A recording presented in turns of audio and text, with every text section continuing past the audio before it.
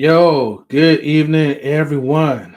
Okay, welcome to Knowledge Relationships Live Talk. Okay, this is your host, M3. Always make sure you guys and ladies get your minds right because we're going to have a good show tonight. All right, so before we continue, I got to bring in a new special guest. Okay, she's all about the poetry that flows, okay, like the river, make you guys shake and shiver. But anyways, enough of the jokes, right, for you folks. Let me go ahead and bring in Miss Poetic Khan. Hey. How you doing tonight? Doing well. How are you? Pretty good. Good. Again, first and foremost, thank you for joining to Knowledge and Relationships. You know, the stream that gives people like the best of the best. So... and we're going to get ready to get started. But yeah, thank you for being here. I appreciate you. Thank you. Thank you so much for having me. And yes, I'm excited too. All right. So, and then also shout outs to my network manager, Mr. Best in the World. So we're going to... Hey, family. What's going on? Salute. Much love. Yeah. You know, one thing I forgot to make sure I get some music ready. So I'm going to play something that's random. Hopefully it's a good beat. But shout out to Mr. DJ A King. He's also a member of our team that makes music for us. All right. Okay. And best in the world, feel free to change it anytime you wish, bro. So. That's all good. All right, cool. So let's go ahead and get things started. All right, we're Poetic Khan, right?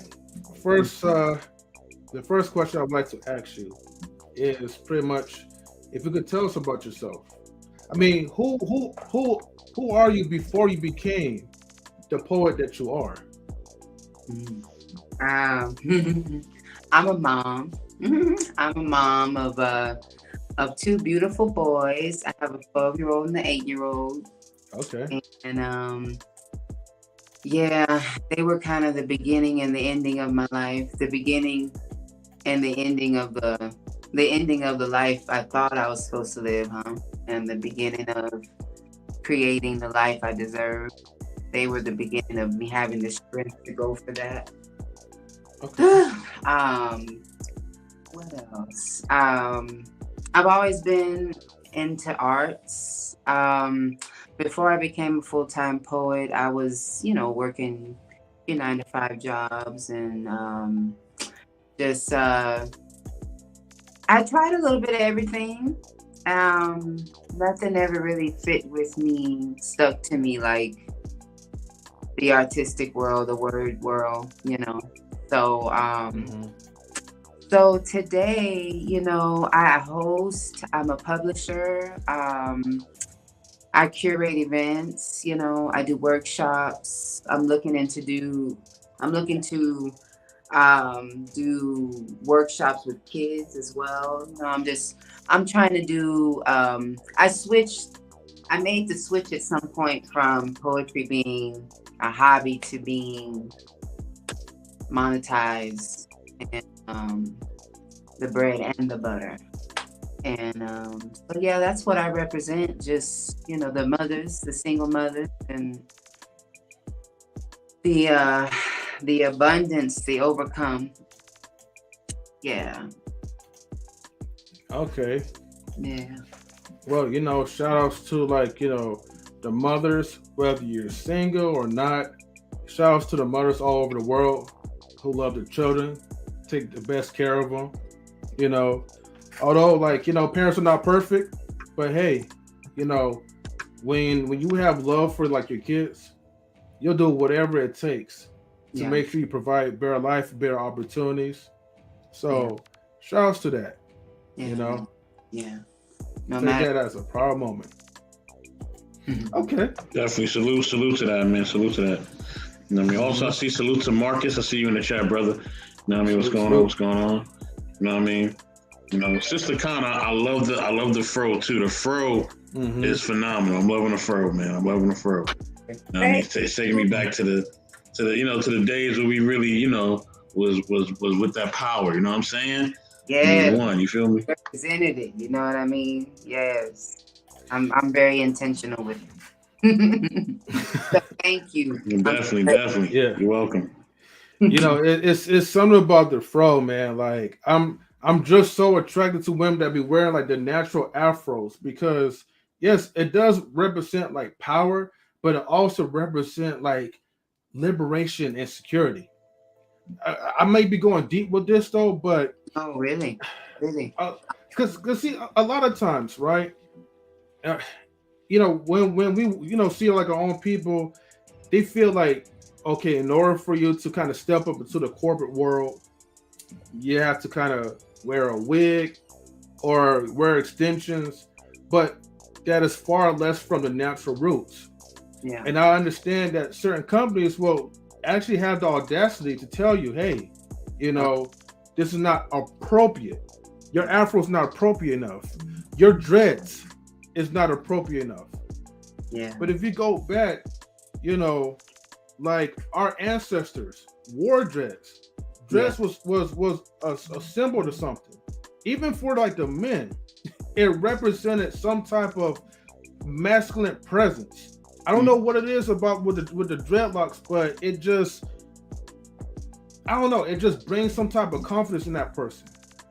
And maybe it's because you're breaking through the barriers of society, what they're trying to tell you what you should not look like. Yeah. I tell you what, I have a collection of wigs, you know. When I want to steal the show, this is where everybody loves this wig. Yeah. Love this fro, man. The whole life, that it's embraced the way it is.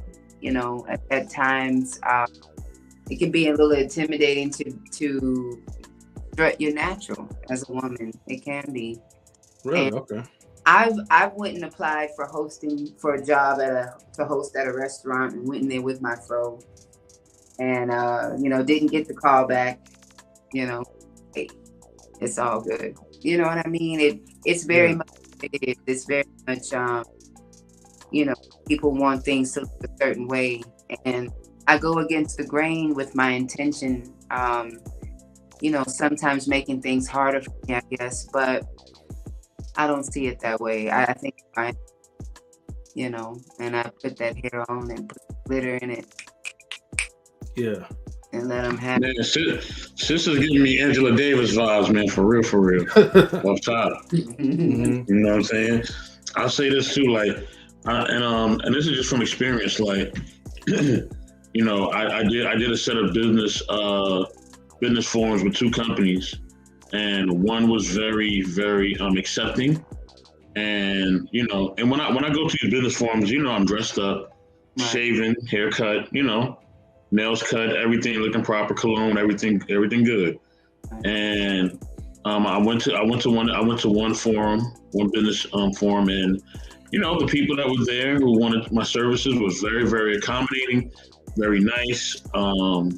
You know, wanted to know more about me, things of that nature.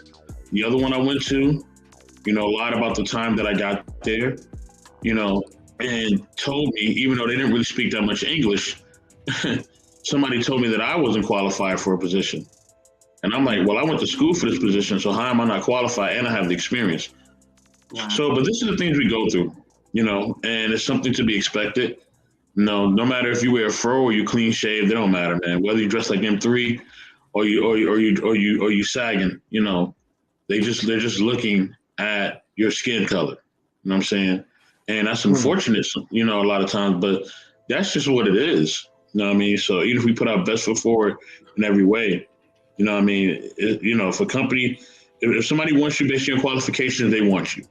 If they don't want you, they don't want you. That's just really what it is. And there's nothing you can really do about that. You know what I mean? We can't. I can't wear a white face to all my business meetups and Zoom calls and social events. I can't do that, and I will not. You know what I mean? That's not me. You're gonna accept me for me, and that's it. Salute to OG Patrice. I see you in the building. Salute, OG. Yeah, salute, sis. Let me chime into that part because this is like a systematic type of way where they're already like 15 times steps ahead of us.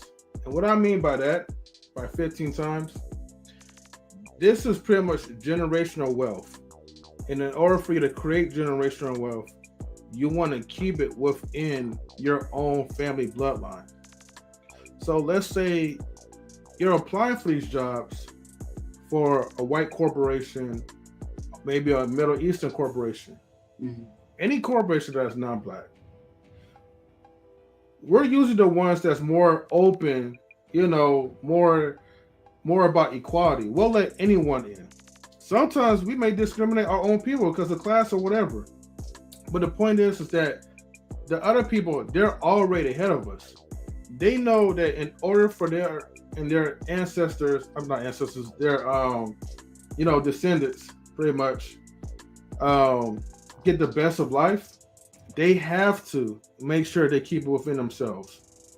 So yeah, you may have all those qualifications, you may be overqualified. Wow. But it doesn't matter when they could find someone else, okay, that has little to no experience but are willing to train, just to make sure that their families have something to eat and putting food on their table. Because they know there's a reward from that. They're going to get back no matter what. Everyone has infrastructure where no one is never left behind. Everyone is well taken care of. But unfortunately, we pretty much practice the art of independence, which usually our downfall because we have a lot of independent-minded people. Yeah. Which it breaks families. Okay. Oh yeah. It breaks friendships. It causes a lot of distrust because you're so independent and so confident with doing everything on your own. Now you teach a whole nother generation not to trust your own people. Yeah. And if you look back, it's like, well, I'm for sure there's like maybe some, black owned, establishments, but there's not so many of us that is like, in CEO positions that's actually leading. And how does it affect, like, between the black man and the black woman? When the black woman's constantly seeing black men in always in a submissive role where he's not leveling up, she cannot, biologically, hardwiredly, cannot respect that man. Everyone's looking up to the people that's above. And I think that's what we need to really analyze and really acknowledge and really come to solutions of how we could actually put, our resources together so we could be our own bosses and actually set our own rules. And it's not like we haven't tried before so many times. You know what I'm saying? We have been cut at the knees so many times. We've created communities, cities that they've drowned out, that they've just killed, that they've sucked from the inside. Right? There's still a lot of hope, though. There's still a lot of hope for generational wealth. But yes, independence is dead. And wealth begins with us who come together, I live here in El Paso, Texas, and Okay. right here on the border, it's Mm-hmm. Hispanic, Mexican, Latin people. They have been given the chance to have family. And because, wow, like literally, they have families. The dads are still around, the sons are around, like we don't, if you just open your eyes and look at our communities, we don't have the opportunity to do that. And the family is the wealth, you know what I'm saying? So, wealth is we, yes, let's go. Yes, Yes, absolutely. but yeah, we gotta. It's us, and I don't scream the Black independent woman. So I am very much. I'm not a strong woman. No, I'm a daisy. I will wilt. I will rip. I will tear, and I need help. I need my man protection. I think they served us independence to keep us fed while our men were in jail. Yeah,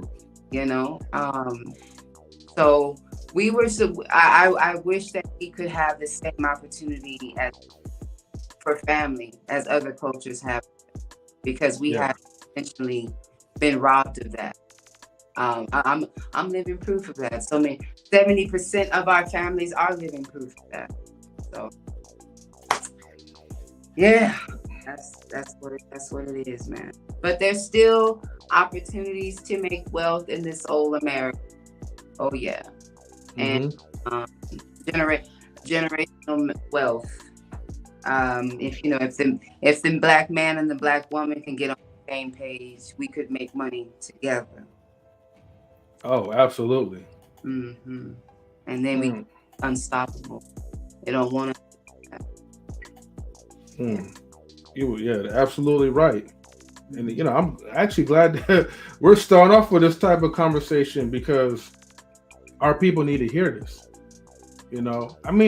Anybody can hear it, because it's good to try to talk about something that's more powerful than as opposed to just talk about like the usual rhetoric that you kind of hear like on YouTube about why men is not doing this and why women's not doing that. Right. Like, let's focus on trying to bond together as opposed to trauma bonding. Right. There's been a system attacking both of us, attacking our union. Not just you, Black man, not just me, Black woman. But when you take my protection away, and then, I'm exposed. I'm an open wound. So we need to sit at the table together. I like that. Facts. And I think what we the one thing I always stress is that within our community, with all functioning communities, men and women protect each other. And we look after the children. The children are the ones that are being looked after, because they're the ones who require protection because they can't protect themselves. They're innocent. You know what I mean? And not only they're innocent, they don't have the maturity level that us as adults have. You know what I'm saying? So when the Black men and Black women really start protecting and caring for each other, that's when things will change dramatically. That's when we'll be able to make an impact. And I myself, I don't mind being the Kurt Flood to this. I don't mind being a Jackie Robinson to this. I don't mind being an Arthur Ashe or the LeBron James or the Serena Williams to this. I don't mind being a groundbreaker. I don't mind it at all. But it's painful. It's painful. But I'm thankful. You know what I'm saying? I understand why the journey is painful. I understand why. And I'm so thankful for the journey and the things that lie ahead of me. You know what I mean? And I definitely thank those who have paved the way. Parents, everything, grandparents, everything that paved the way for us to be here. All our ancestors that have paved the way for us to be here. I truly, truly appreciate that. Because without them, you know what I mean, walking and protesting and sitting and sometimes, getting a Black Panther on too, right? Salute to APTV. You know what I mean? Salute, brother. You know what I mean? Yes, we definitely love our black women. We definitely love our black men. You know what I mean? Yeah. We love black people, period. Dang it. I was screaming out while you was talking. But I think I back. Right. We love you too. You are needed. You are necessary. Yeah. Amen. Amen. That's right. Needed and necessary. So, man, this is powerful. Well, look, let me ask you this. So, this is gonna be like a different question. Okay. Okay. So, just for fun, okay, which we assume that one of your hobbies and interests, is about poetry. But do you have any other hobbies and interests? I'm sorry. Do you have any other hobbies and interests besides poetry? I like cooking, and I'm not really like on chef status, not yet. I never really had the desire to take it that way. I love bringing people together and feeding them and serving. So, I really love cooking. And what else? Yeah, I've just been really word focused lately. I like to dress. I like to slay, Yeah. Yeah, I like to, I love fashion. And okay. Yeah, and music. Of course, music ties into the words. I love stage plays and theater. That ties back in the words. But hey. Okay. Yeah. Well, I definitely see like the fashion like in you. So, I like the outfit that you have on and like the little African like. Is it what do you call those? Like, is it a medallion or necklace or? I'm gonna call it a medallion because you called it a medallion. Okay. All right, the medallion. All right. Well, I just want to say, like, you look definitely wonderful with that. So, thank you. Shout out to like your fashion sense. You look. Appreciate it. Oh, as my mom say, sharp.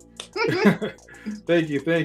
Yeah, I need to try to dress up a little bit more often, especially when we having like these live talks. So normally I'm more kind of like a laid back polo type, which is the fake polo, by the way.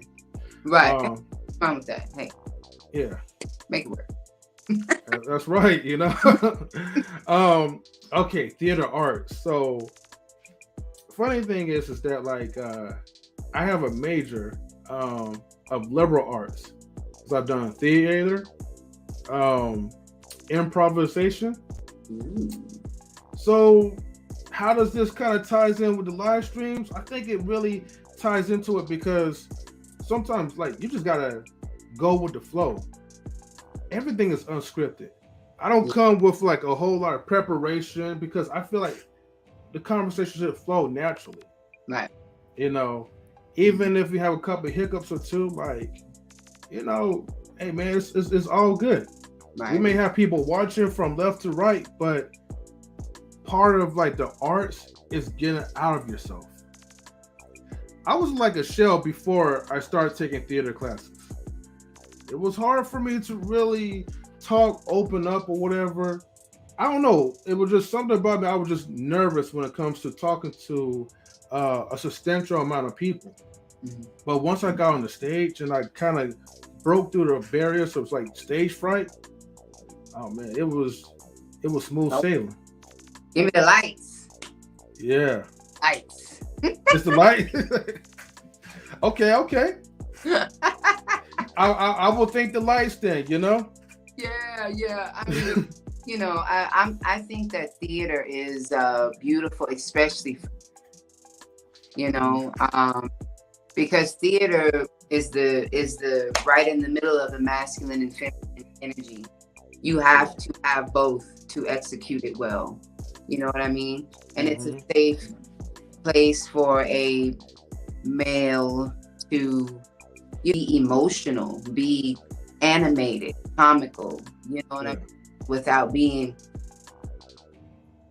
all that, flamboyant, goofy, and without being condemned for it, for just, for feeling and for the singing and I want to get my boys into theater eventually, somehow. So putting that out there. I think it's necessary. I think it's beautiful. Yeah, it's beautiful to help you express and have the kind of confidence to present yourself. Yeah. Well, have you ever had any personal experience with theater? Have you done acting before? Yeah. Well, I haven't. I haven't. Believe it or not, I haven't done a play since I was in like elementary school. Wow. Okay. But I always stayed around the arts. I I did other things. I got into videography in high school. I got to touch Adobe Premiere and Photoshop and all that for the first time. Turned me out. Okay. And then no, and so about 5 years ago, I got to stage manage the Beauty and the Beast stage play in my hometown. Okay.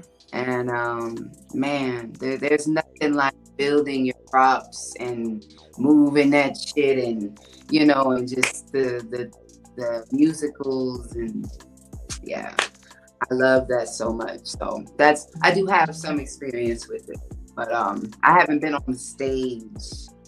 I'm calling for that. I'd love to get the chance to do that again. Mm-hmm. Okay. All right, I dig that. Well, then I guess let's talk about like the main point, the main reason why you're here, because likewise, like you do like a lot of spoken word poetry. So now my question is, how did you get into it?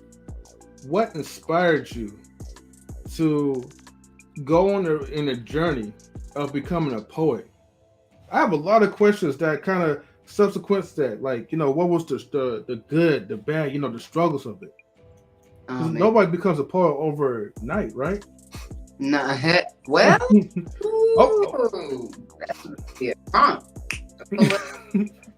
They make you a poet. Why does he say? Anyway, I think I can only speak for me, right? And the poets I know, I might have been born for this. For real, because poets are mathematicians as well, as well as all the other things. And I always loved counseling. I always, but I grew up with Baptist background, and I've always loved loving on people. I went to school for nursing. I want to help people. I want to heal people. Okay. The blood and the needles, that ain't for me. And of course, you live and you learn, and that's how you figure that out. So poetry was something I always went back to. I didn't really take off, so to say, till I moved to El Paso.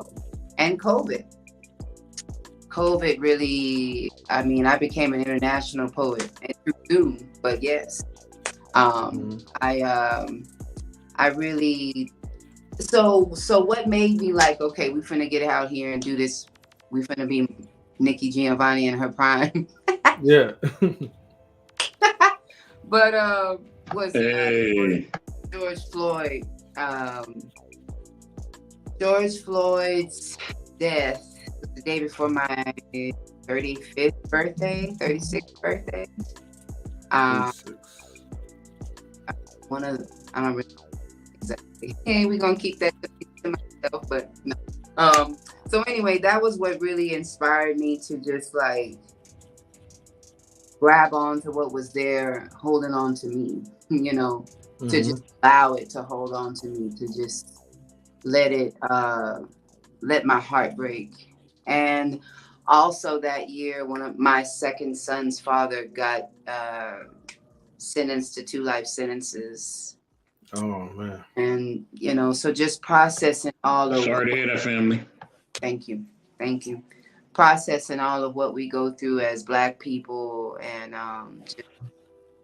that's where my first book came from just sitting in the house and I couldn't go protest, so I wrote. And I missed being out in the city, so I wrote. Trying to cover my boys from following the same paths as their dad. I wrote. You know what I mean? So it was in 2020, 2021. My books came out. That was the point where I was like, it's the pen or not. Yeah. And was your books published like on like Amazon, like one of those ebooks?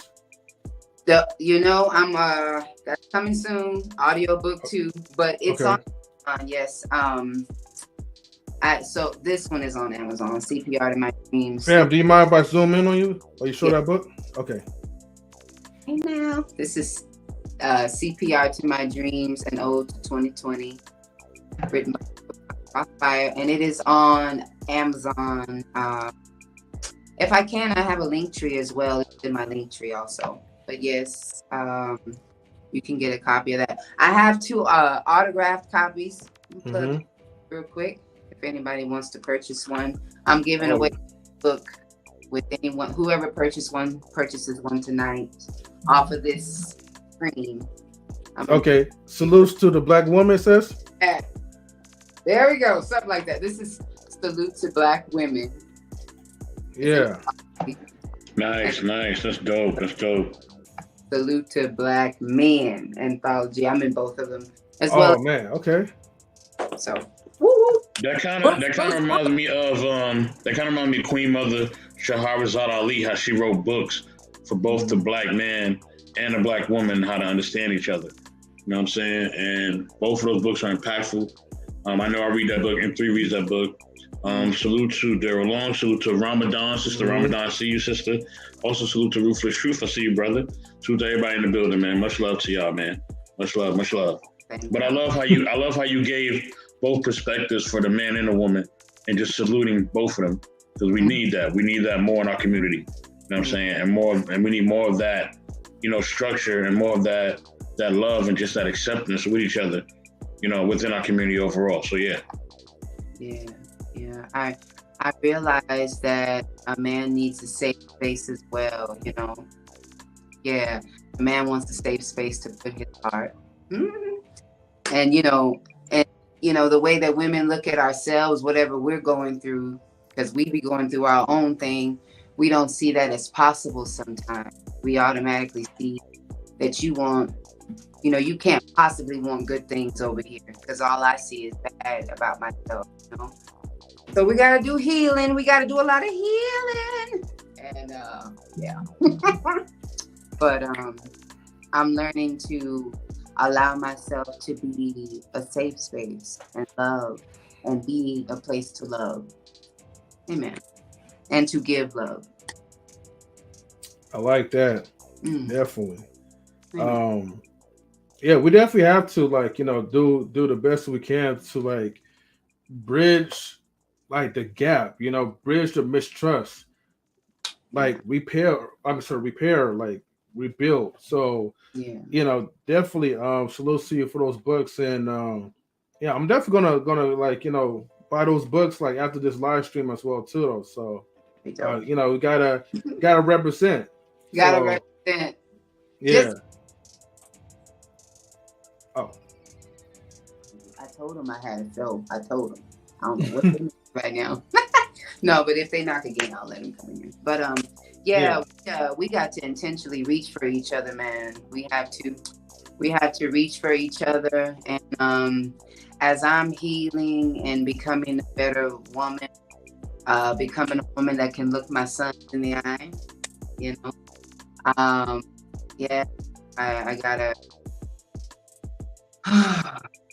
I'm realizing that a lot of my venom and my poisonous and my you gonna come over here and get hurt was me trying to protect myself from hurt, from things I've been,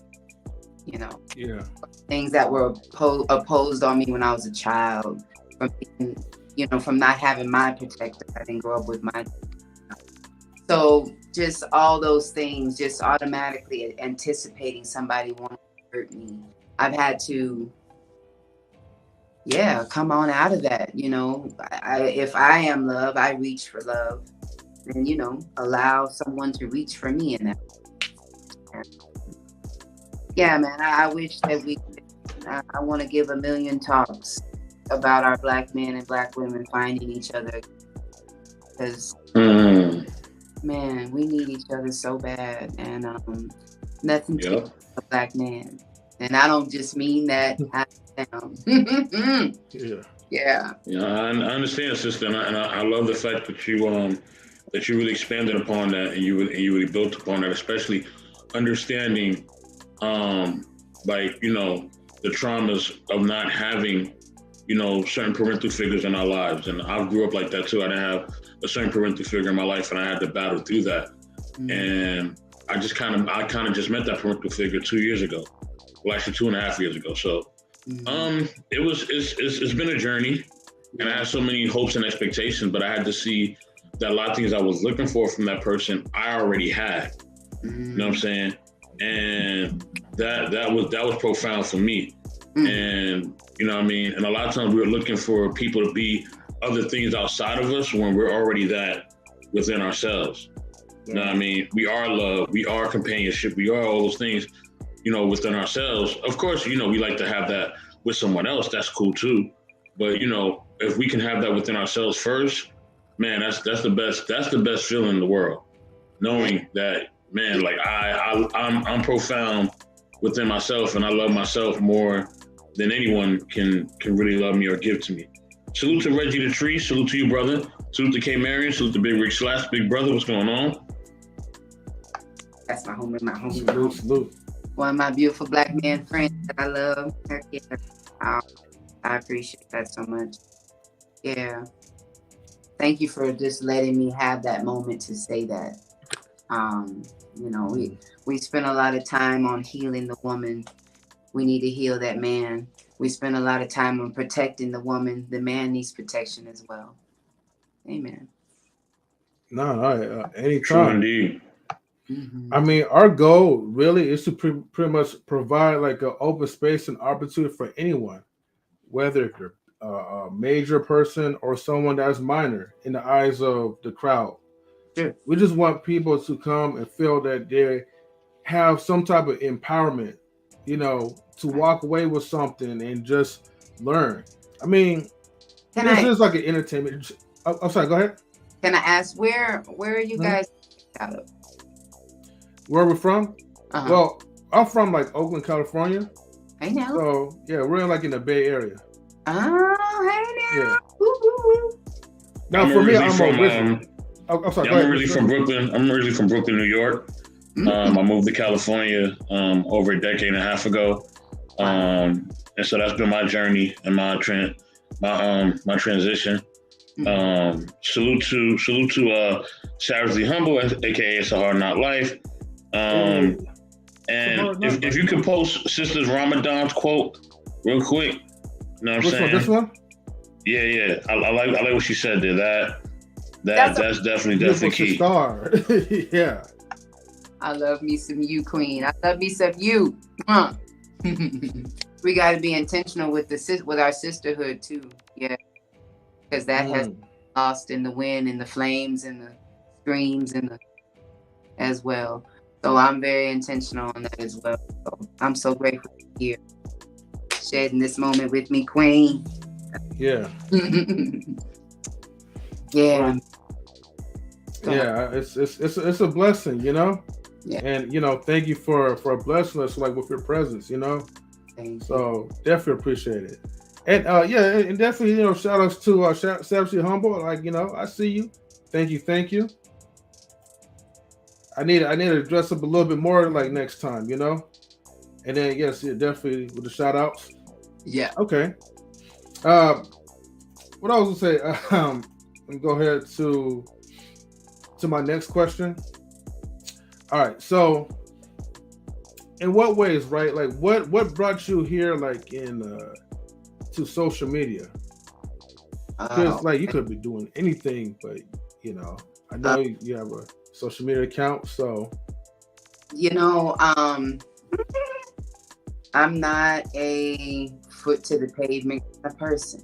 If I can, if it's an assignment where I gotta go knock on the doors and stuff, I'm probably gonna get that. To be honest, I specialize in creating a place to bring people to me. And through social media, I have been able to do that. And it has been pivotal. There's another word, but I can't think of it. But just the centerpiece, the mothership, the motherboard of it all. I'm so grateful. Most of my fan base, my support system, that is all over the place, you know, and all on the East Coast, the West Coast, you know. So I'm so grateful for social media. I know I was talking to someone recently about, you know, she's asking me, how do you get on your lives and how do you just do it, you know? And I'm like, I like being watched, you know. It's just, you just gotta, you know what I mean? You just gotta be all right with that and just sit and talk to yourself until other people come. And then that's what will bring them to you. People come to the fire for warmth. You know what I mean? Be the warmth. So I'm so grateful for social media in that way. I have one of my poet friends, we shout him out, Poetry. His name's Poetry. He's awesome. But I met him out on foot to pavement, slanging his books. Hey, you like poetry? Can I read a poem to you? Slanging his poems, making money. I met him that way. And I wish I had that in me. I don't. And I'm missing out on a lot because I don't. But I got this social media thing on lock. And I say that with all the ability. I'm still learning. But I'm comfortable with it. It doesn't intimidate me. So. Okay. Let's dive a little bit more with the social media part. So, like, when did you started using social media? Oh man, back in 2019, I was selling paparazzi. I was selling jewelry. Okay. And that's where I was. You know, you had the option to fill your little cute bag up and walk around and, hey, ma'am. Yes. Okay. Hey, ma'am, would you look at my jewelry? Would you? And it's just something about that just make my whole person shut down. Yeah. I can't do it, you know? So I was like, let's get on this Facebook Live. And that's where I start, you know, hey, and just make a whole big deal with the ladies and have some sales and play a game. And so it started with that. And then from there, I transitioned I got off of Facebook and went into the Instagram world and found all my poet friends. And so from there, I stopped selling jewelry and started selling books. Come on, somebody. Okay. So the medallion that you're wearing, that's custom made by you? No, so paparazzi is like one of them, you know, you order merchandise, you sell it, you know, you buy it at a certain price, you sell it at a certain price, those kind of things. Yeah. But with jewelry though, and so I was like, yes, I can sell some slave. Let's go. And it's $5 top, you know, so really nice pieces too. So I did good. I didn't do as good as I could have because you know what? I was never really a businesswoman, if I can just be honest. I was more into enjoying people. I've always been into hospitality. Yeah. So I didn't really have structure. I was just out here. Hey, I made $50. Cool. And I met a cool woman. You know, I put some jewelry on her neck. Like she feels better than how she did when I met her. That's what I was focused on. Now I realize, like, you know, there was a moment where I was like, I really don't want to take my poetry into this space of monetizing it, and this whole world of, and this costs this much, and this costs this much, and then you get this amount of my time with this. But you know what? It was just sitting there waiting on me to be my life source. It was just like, whenever you're ready, boo, we got a whole, whenever you're ready, you know. I hope that answered you. I hope I. No. I like the details. Yeah. Okay. I mean, I gotta say, sis, I think a big thing too from that I see from you, and that I feel like we need to see more from our people, is just that authenticity to really care about each other. We really like that. Like, Even when you really are trying to be there for someone, you even try to check up on people, you even try to show them that authenticity. You know what I mean? We as a culture, we're so quick to throw shade. We're so quick to, it's not all of us. It's just, we have a lot of things that like you were talking about the defense mechanism. We like, back up from me. I'm gonna hurt you. You know what I mean? Like we have all the defense mechanisms that if we don't get a handle on it, it's not gonna allow us to be unified. You know what I'm saying? So I love the fact that you authentically really love people, you know what I mean? And really, really gravitate towards people. You know what I mean? Because that's contagious. You know what I'm saying? Like that authentic love is contagious. That's what we need to be around.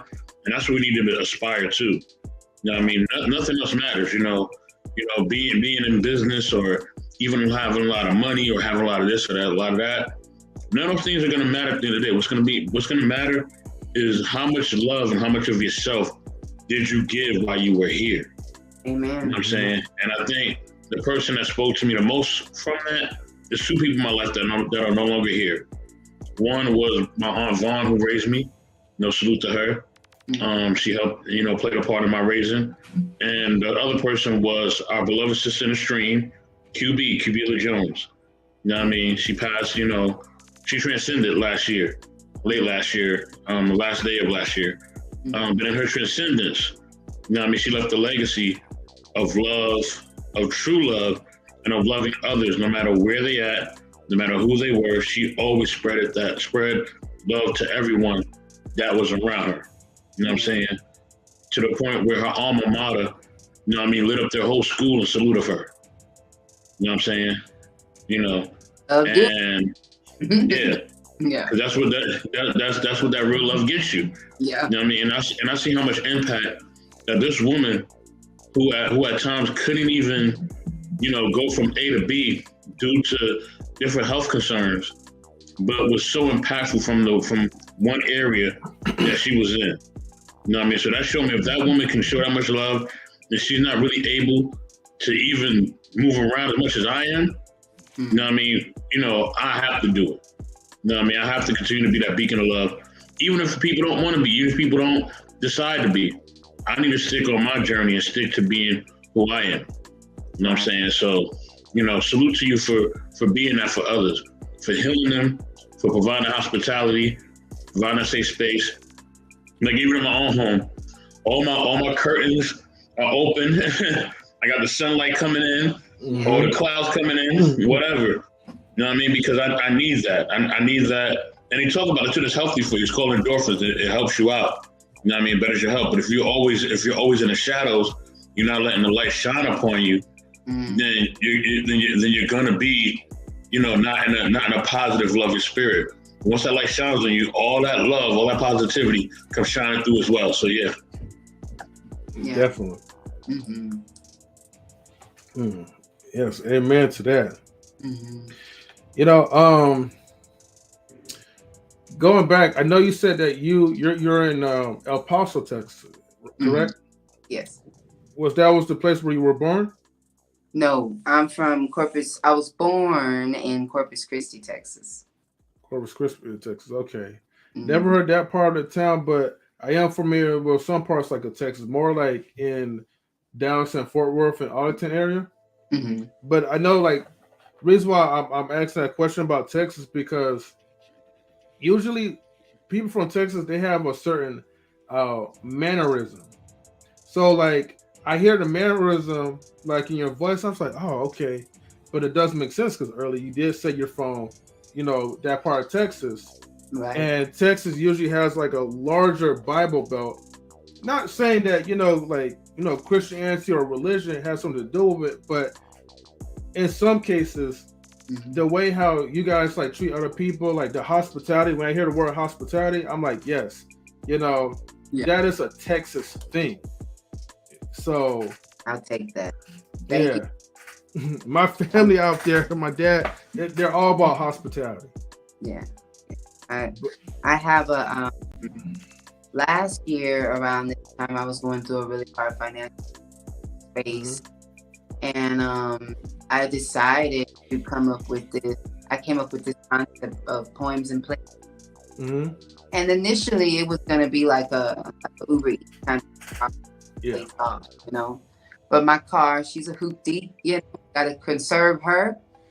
So my intention is to, well, next month I'm going to have my first installment here at the house of Poems and Plates, like an open mic. Just creatives here kicking it, but I'm selling plates. Okay.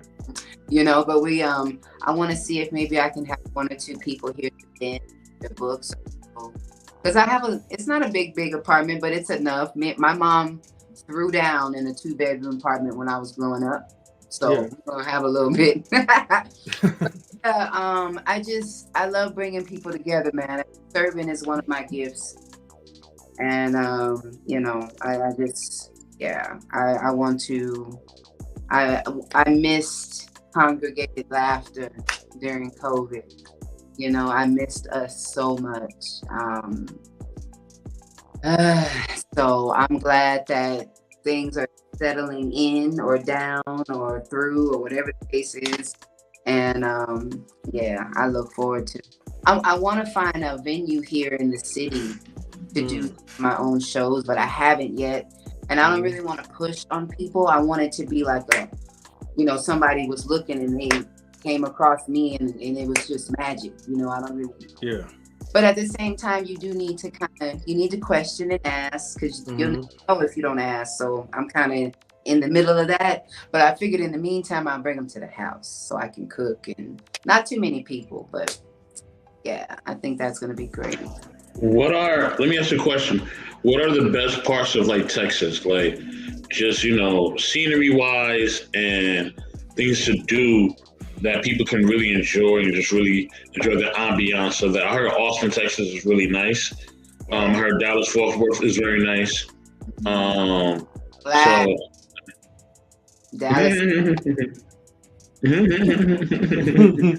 So what parts of Texas would you recommend for like somebody who wanted to go there and actually venture there? Houston as well. And I know, Houston.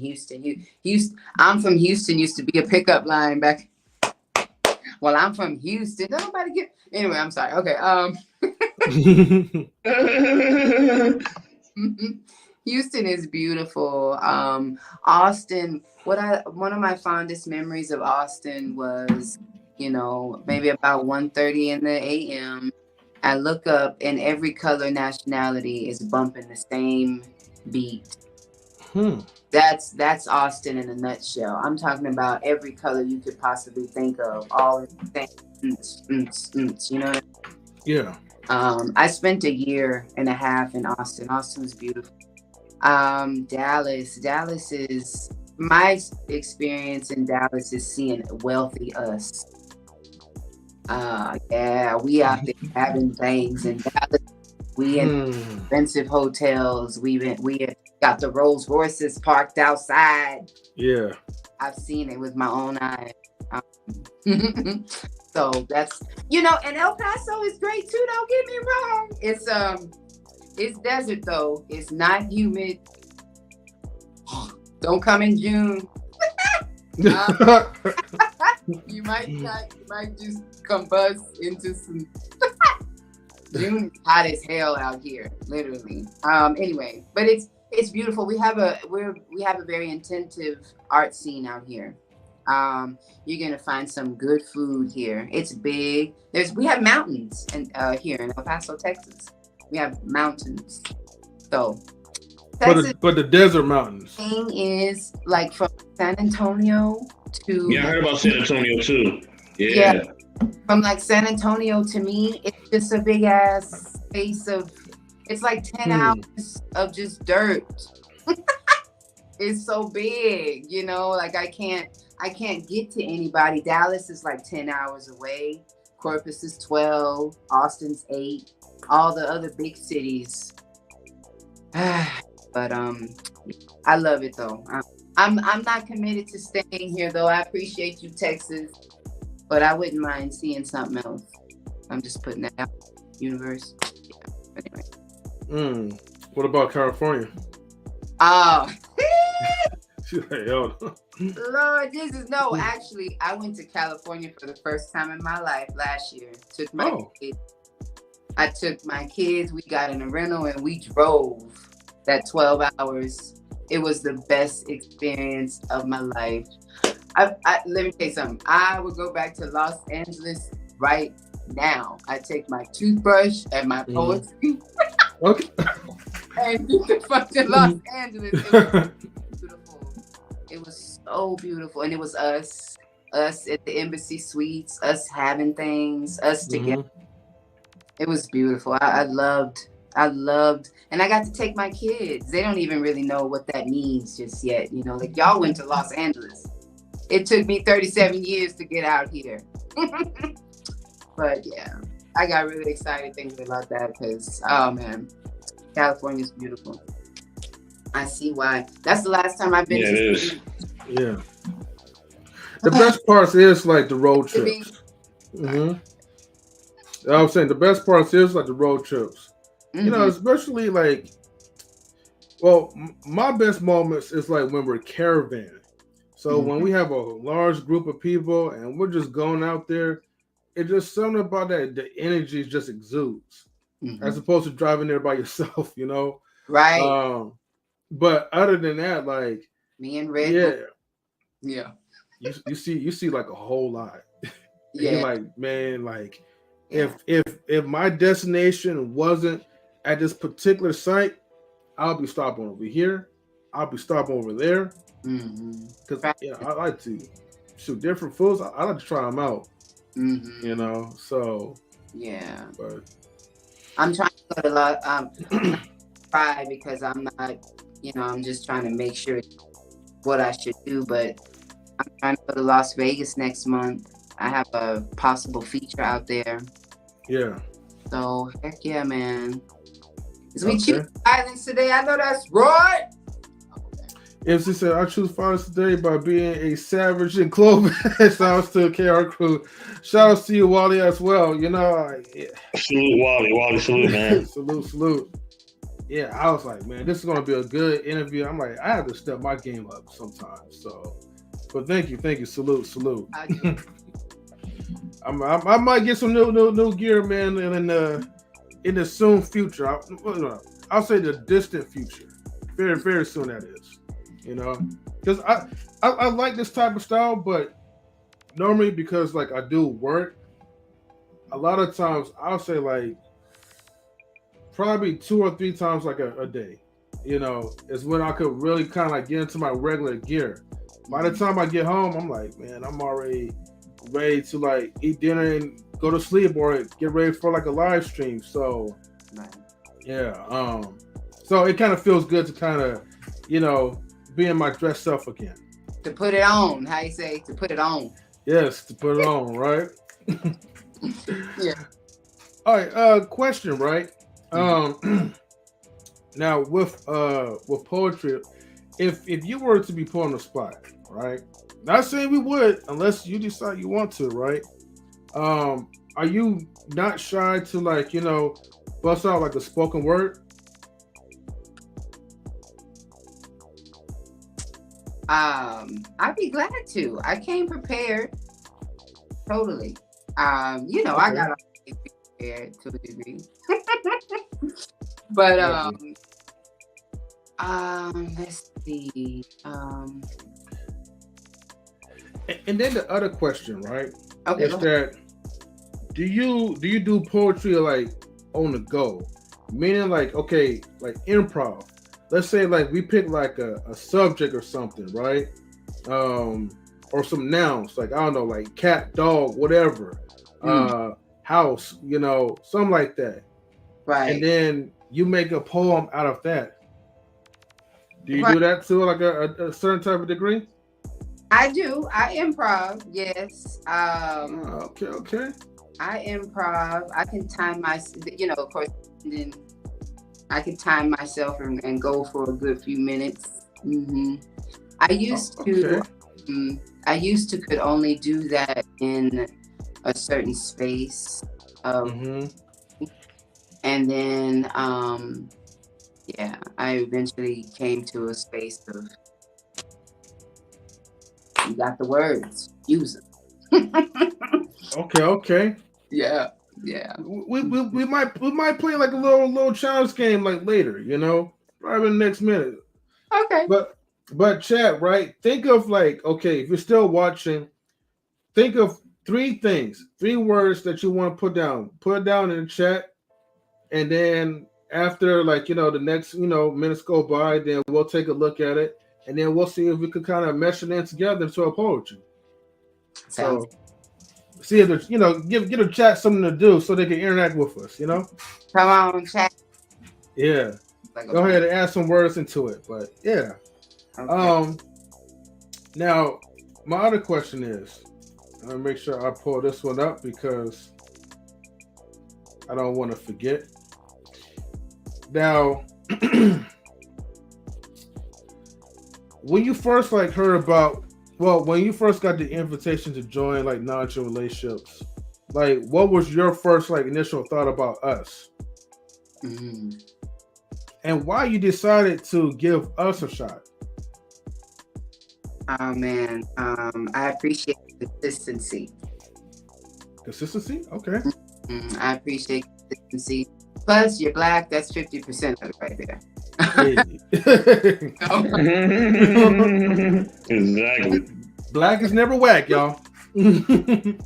But yeah, I do appreciate consistency. I appreciate us just reaching for whatever, and I know that I'm walking in my purpose now, right? Because all I want to do is just give what I can to whoever needs it to help us get ahead.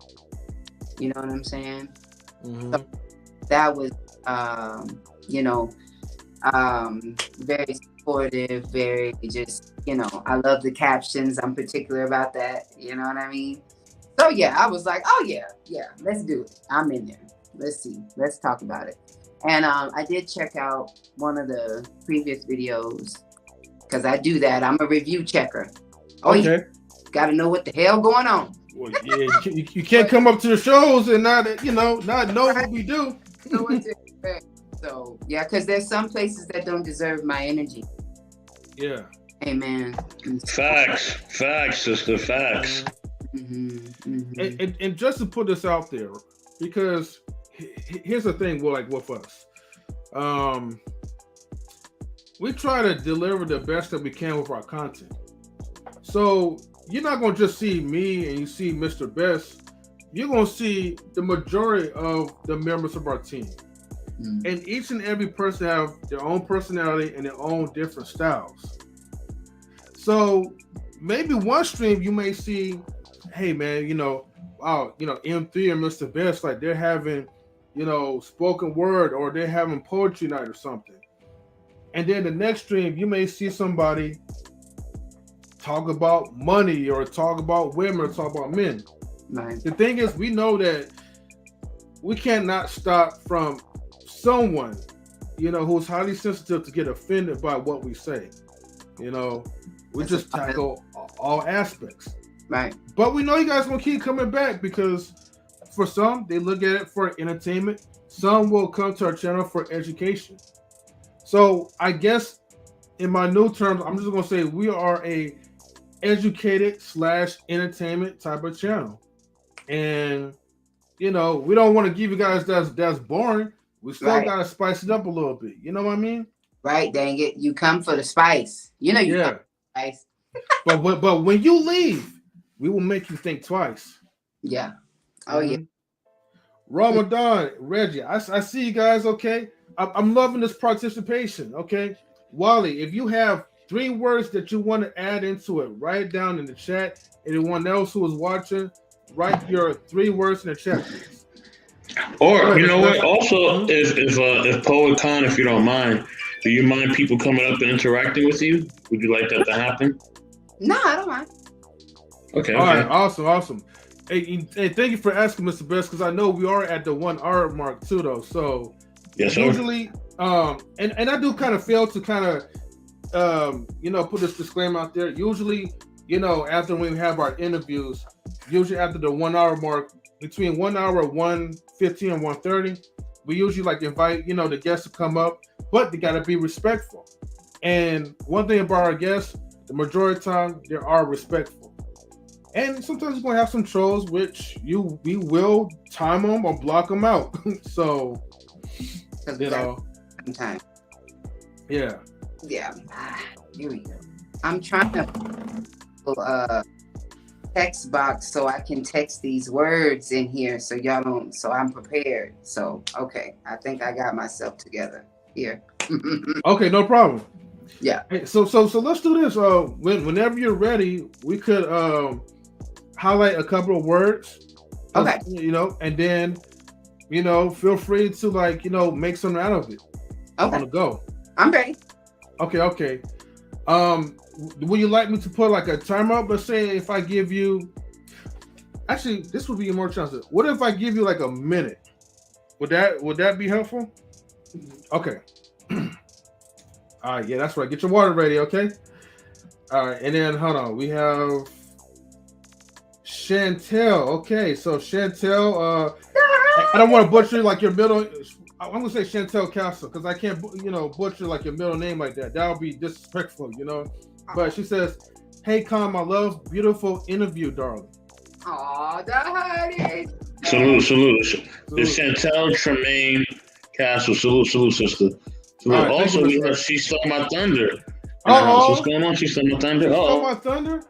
Well, you know what I have to say, right? Whenever you are here, when the raindrops fall from the sky, okay, we have Canadians' best around the sky, okay? That's fly, that is. We have She Stole My Thunder. Salute to your sis. Thank you for tuning in. She says, well, look at Mr. 304 himself, all sexy and ish. Lucky wife, knowledge and relationships. All right, well, thank you. I think she meant to say Mr. M3, but 304, I don't know about that. But thank you so much, though, for that. She Stole My Thunder. We're going to be playing a game, and I want you and Chantel to also join the interaction. So, Miss Poet Khan, okay, and she loves the sound of it. Salutes to you. Miss Poet Khan is going to do a freestyle, but she needs 3 words. It could be cat, mouse. It could be pencil, Dr. Dre beats, something. But just put in 3 words, okay? Something like butterflies, divine, feminine, and self-love, okay? So we want to make sure that you guys are part of the interaction. And pretty soon we will open up the panel to the public so you guys and ladies can also join in. But make sure y'all get your minds right. All right. So you want to pick the words that I actually work with from the chat? Sure. So far we have 2, and I know She Stole My Thunder and Chantel Castle. Chantel Tremaine Castle just came in here, so probably by that time they can add their 3 words into it. Okay. All right. So let me set my timer, if I may. Come on. All right. And then we'll give you 1 minute. So I'm gonna the words that the girl just gave, butterflies. What was the other 3? The other 2? Ramadan gave butterflies, divine feminine, and self-love. That would be the first one. Okay. And I didn't mean to call you the girl. My mama done. I apologize. Right. All right. Are you ready? Yeah. Okay. Oh, by the way, do I need to turn the instrumental off? I don't want to throw you off with the background music. Please. Okay. Let me do that right now. My stream got so many things going on. Okay, so we're going to mute it real quick. All right, everybody. All right. Okay, I see.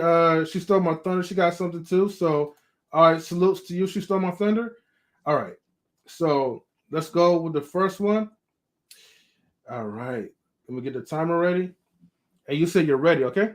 Mm-hmm. All right. So ready, set, go.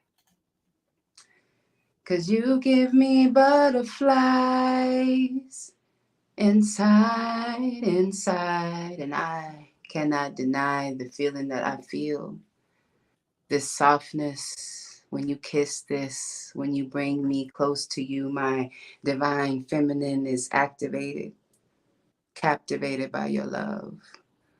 All I want to be is a place where you feel eternity, infinity, next to you, next to me, allowing you to allow me is self-love.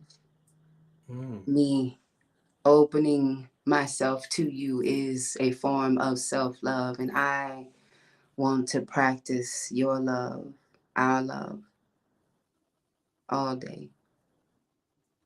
Wow.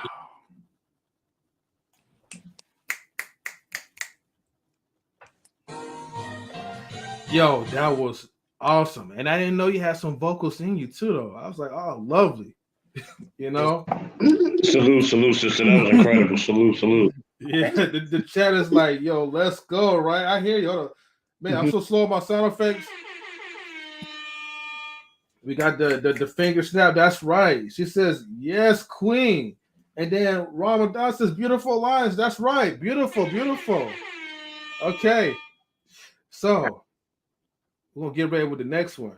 Okay. Next one will be, it will be from Reggie the Tree.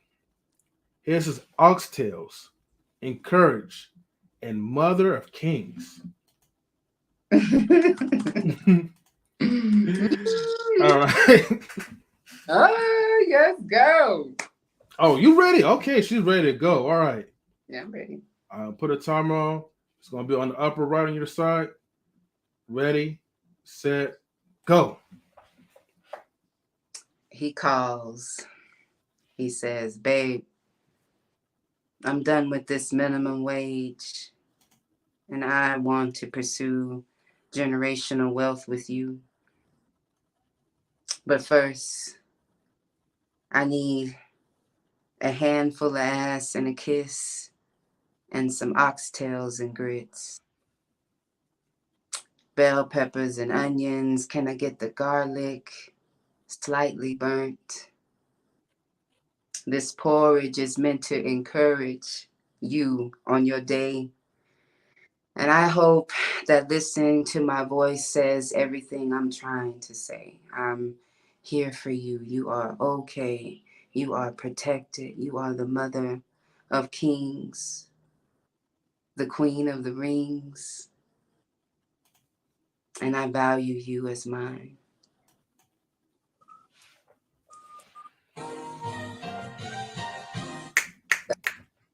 Yo. Salute. Yeah. That's really Reggie. I love it. Lola, I know there's more people that's watching in the chat. So whoever else is watching, okay, please feel free to leave a comment into the chat. Write 3 words. Well, type 3 words into the chat. Let me know. We got 5 people watching on Rumble. K. Marion and Rumble says, cannot neglect the rumble and tumble. Good evening, Miss Poet Khan. And she says, good evening, Mr. M3. Good evening, Mrs. M3. She says, straight up Poet Khan. That is art. Okay. Shout outs to my wife, Mrs. M3. Okay. And then he says, leave the key under the mat. Better cut it out. We still got more. Okay, let's see. All right, here we go.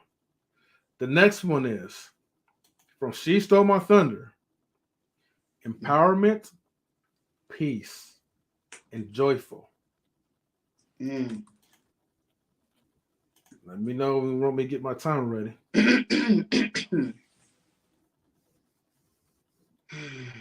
Okay, I'm ready. All right, here we go.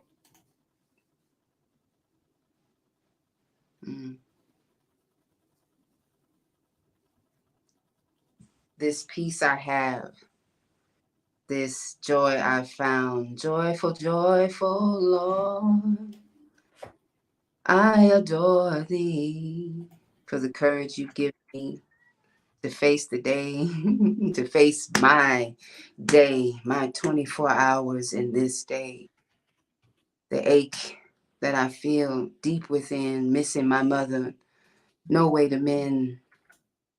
The heartache of losing a best friend to injustice, but I stand in this summit with the sun on my face.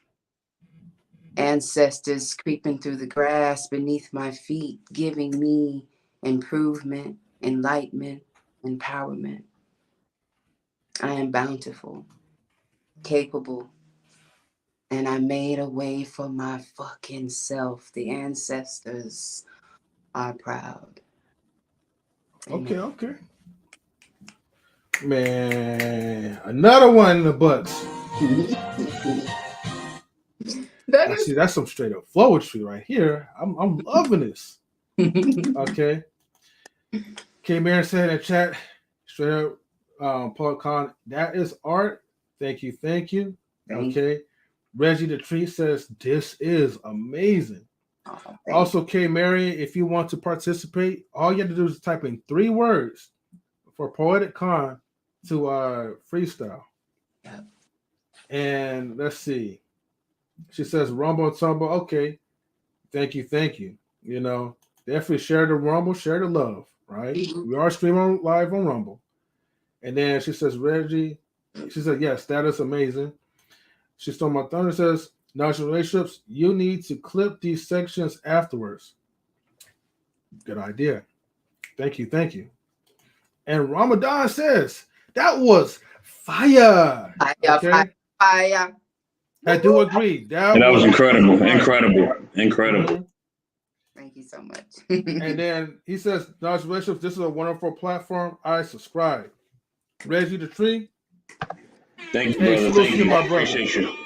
Thank you so much for your support. I appreciate it. Yeah. All right, we got another one, right? Yeah. Okay. So the next one is Afrocentric encouragement, blackness. An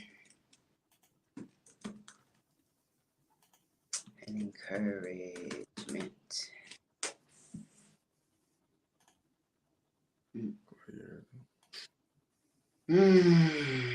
Okay. I'm ready. Okay. So here we go. And I'm going to also put this new one in queue. So again, people in the chat, type in 3 words that you want her to freestyle. Okay. Here we go. Ready, set, go. She say I'm black like my great-great-great-grandmother. Black like the moles on her face. Black like her dark skin. She gave a plethora of black children for our Afrocentricness.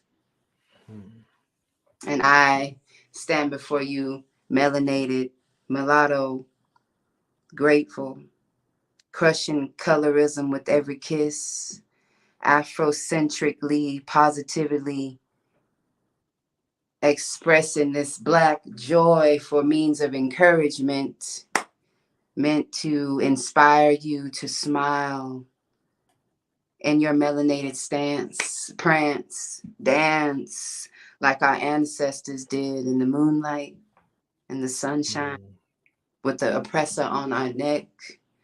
With today's task ahead of us, we found encouragement in each other, in our smiles. Hope is here because we are here, because you are here, because I'm here, period. I love it. Wow, man. You know, I was supposed to put the stop a little bit for a while ago, but you know, I'm like, you was so in emotion, you was just flowing so well. Forget the timer. I'm loving what I'm hearing right now. Like that was absolutely stunning. Simply stunning. I wish I could kind of focus and kind of add my little bits to it, but I probably will in a minute. Now, okay, and thank you, Chantel, for that. That was beautiful. Thank you, Okay. sweet. Okay, Mayor says, Ramadan, I love your play of words, and you're here. Yeah. And she says, happy to see everyone represent here and on Rumble too. Tap that thumbs up. And she says, hell yes, absolutely. Yeah. Ramadan's with the hands up. Wave your hands in the air. And then she says, that's my baby. Yes, yes. Says, you're welcome, love. Okay. Pink. All right. Yeah. We got another one. Okay. All right. One more. That's it. All right. Cool. That's the last one. That's the last one. We got to say the best for last. Yep. So from Intellectual SoapBox, he says, the man himself, Ooh. Happiness, love, sunshine. Ooh.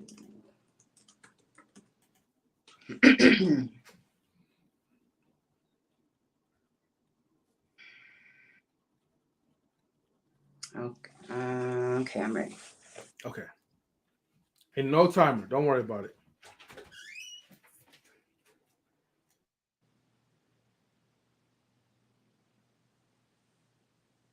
It's just those rainy days, spend a lifetime trying to wash away. But till the sun comes out and shines again, smile for me. Smile for me. Because it's hard some days. I laugh. I call you, check on you. No, let's talk about you because I'm sick of me.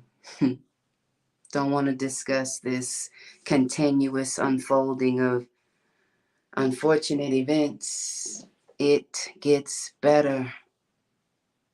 I believe it. It's evident. I am the evidence. I am love in human form.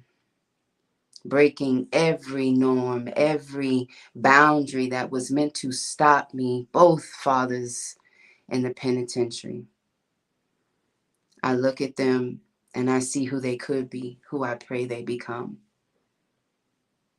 I pray I forgive them long enough to help them grow, help us get over this hump.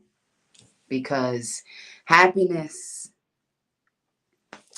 love and happiness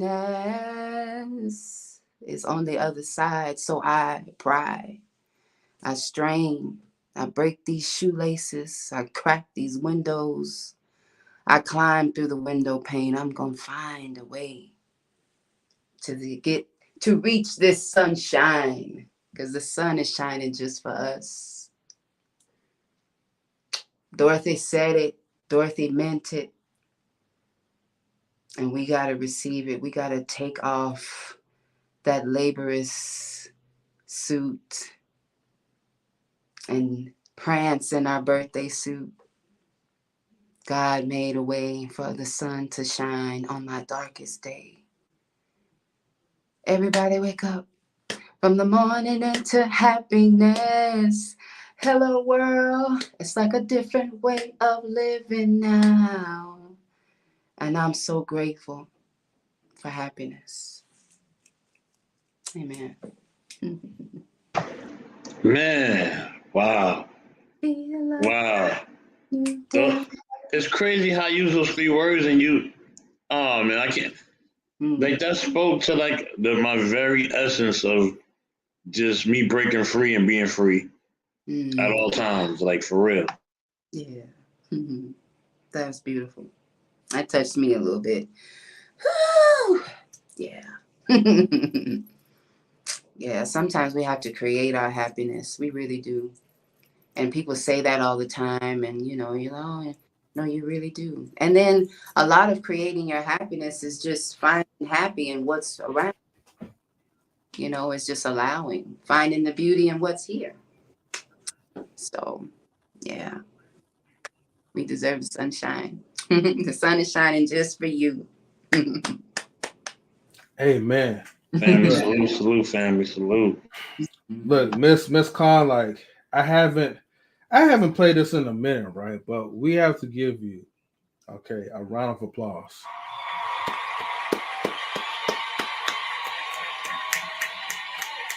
Doing my little court. And she says facts. Yes. Yeah. Absolutely beautiful freestyle. Thank you. Look, everybody. Look, What we're providing for you guys, this is free content. We ain't asking for much. I ain't tripping about no donations. I just want to make sure that everyone is learning something. Everyone is enjoying it. If you are enjoying it, look, keep putting out the finger snap emojis, but or the fire emojis, however works. But yes, K-Man says 3 words. That was fire. Yes, fire indeed. Thank you, Queen. Thank you so much. I wouldn't even be able to like shoot, man. Let somebody ask me, hey, freestyle, bust a rap or whatever. From 3 words, man, I don't know, man. You're very talented, definitely for sure. Thank you. Thank and the chat definitely sees that. Thank you so much. Yeah. With that being said, now I'm going to open up the panel to the people like in the chat. So people in the chat, definitely feel free to come up. You're more than welcome to ask Miss Khan, like any questions. Yeah, she's definitely amazing. Definitely indeed. But Chantel, if you want to come up, feel free to come up so then you could actually tell her on the panel. So don't be shy. I'll post a link right now to you guys. Yeah, man. The link for you guys to join. Feel free to come up right now. I will do a verification for the ones who are new. I will do a verification while you guys are in the back check before I bring you guys up. Just make sure you guys are legit. We do have some trolls out here. Yep. But nevertheless, yep. I trust that everyone's going to be respectful. So the link is now posted. Feel free to come on through. Yeah. Heck yeah. Go ahead. Great. I know. Yes, come up, family. Come up, family. Come up. Man, this was man, thank you again for making this to be an amazing show. Thank you. You're welcome. Compliments. If you ever have any time, after when the show's over, please stick around Poet Khan, because we want to definitely talking behind the scenes, and hopefully we can see you more in our shows too. I'd love to discuss that. Awesome. Okay. All right, everybody, come on! Don't be shy. Hurry up and come up. But it's if we can't, it's okay. I understand. I know some of my people busy doing things. It's all good. It's all right. Yeah, it's all good. But nevertheless, I do still appreciate everybody for giving the support.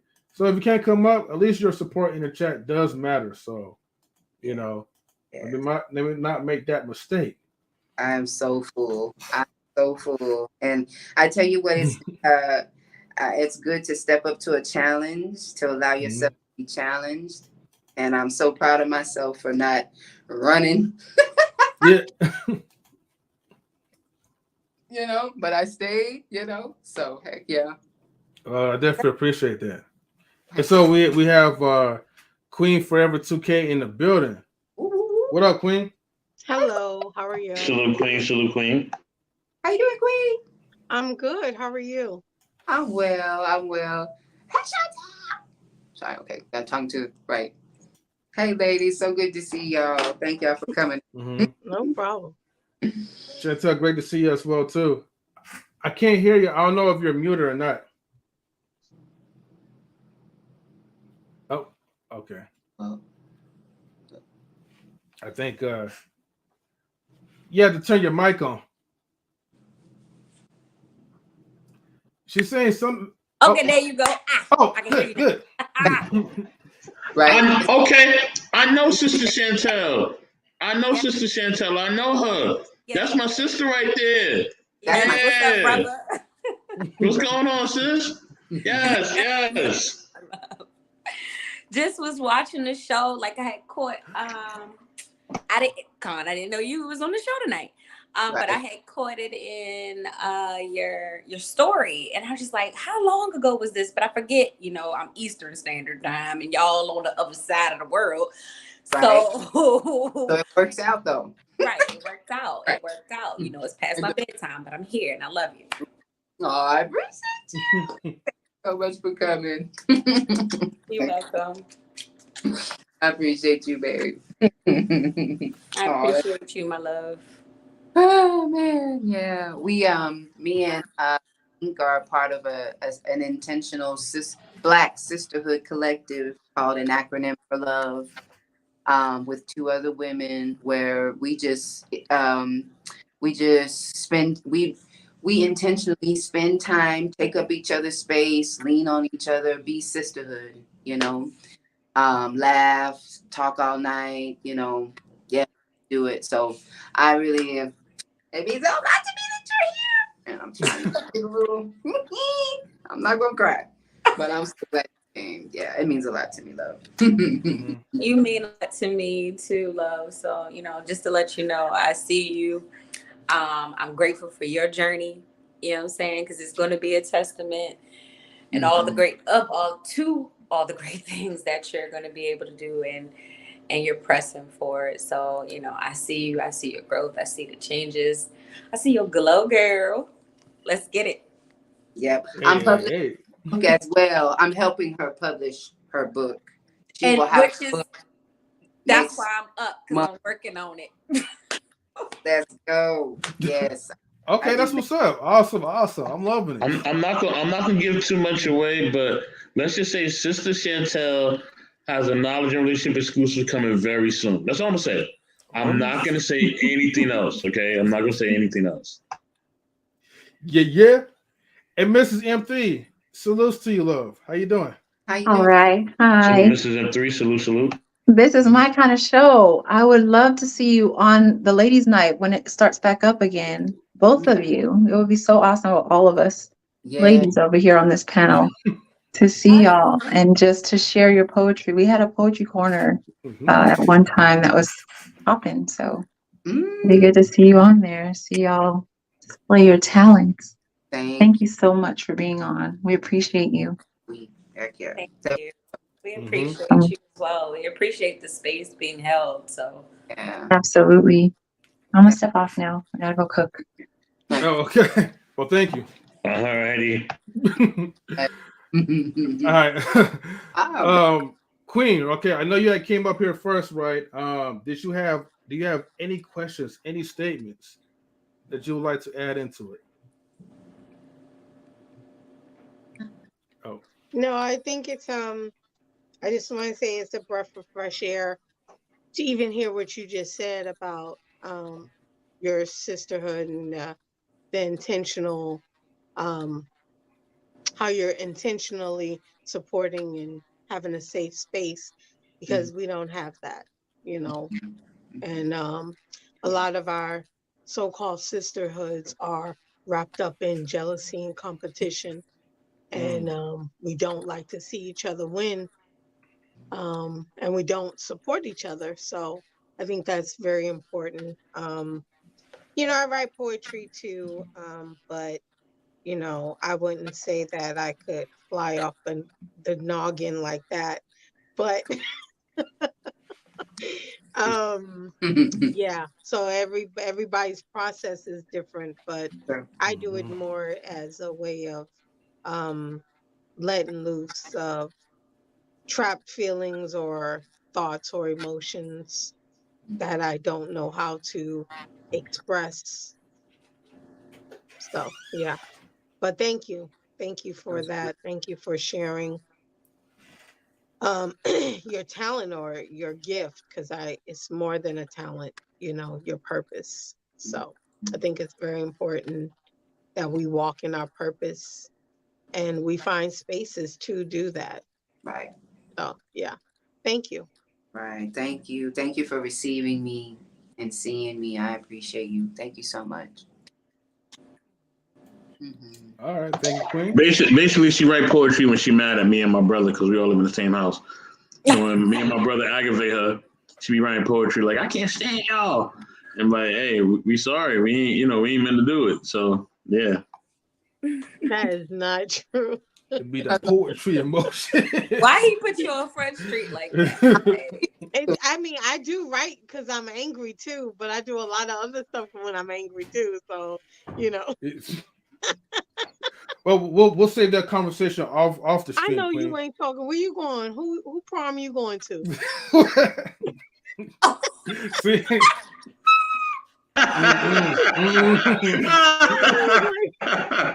Look, I shall not choose violence tonight. I shall not. M3 did not look like she was in a pink prom dress. So I don't know where you going, M3. Hey, you know what? Don't even worry about it, Queen. Okay, I'm here. That's all you need to know. I am here. Okay. No, for real, M3, like it's beautiful. Every what you have on, what you're wearing, you're beautiful. And don't when tell I him first, that. Don't. You know, you're gonna get muted in a minute. Okay. Let me help you out. Look at some of the replays of the other. Okay. Hold on for a second. I had a mute her because they be like Fred Sanford. They be like Fred Sanford, that lady that he always be arguing with on the Sanford and Son show. That's them too. The lady that come in and be always arguing with them, that's them. Like, for real. They really act like this in real life. Hold on, Bess. I don't argue, okay? I just, let people talk and have their own freedom of speech. Most of the time, I don't say nothing. Don't listen to her. That's I come not in peace. true. I was just saying, like, when I came into the room, I was like, oh, okay, so I'm gonna have to bring the freshness when I come back. No, you're not. No. Yeah. This is one and done. He normally don't look like that. Look at some of the Hey, look, you come as you are, right? I don't know where he's been. Come as you are.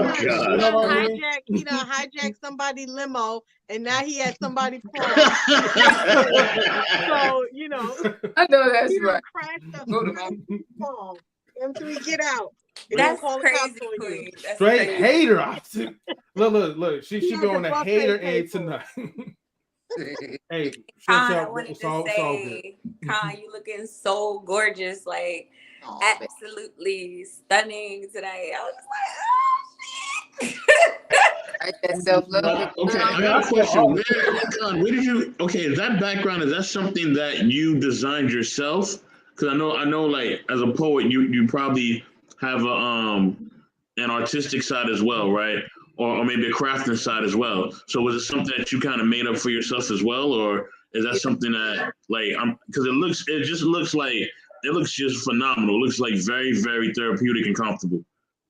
You talking about my necklace, or I'm sorry? No, he's talking about the background. The background, sister, the background with the leaves. It looks like an oil or canvas type of painting. It's I don't know if I want to give y'all my secret. But she did it. She made it. Okay. Right. But it was for my balcony, like for privacy for my balcony. And the front desk got to be upset with somebody trying to have privacy. I'm living in an apartment. So I kept them and I was like, you know what? Yeah, let's put these on the wall. So it's leaves. Little plastic leaves. Oh, that's dope. That is so dope. I freaking love that background. I love it. Thank you. Yeah. Ain't nothing gonna get us down. Thank you. Wow. Okay. That is hella creative though. And I didn't even know it was like I didn't even know like it was the actual leaves. I know it's plastic, but I was thinking it was like painted or something. See. Went with that. Dang. Man, you went all out. I love it. Yeah.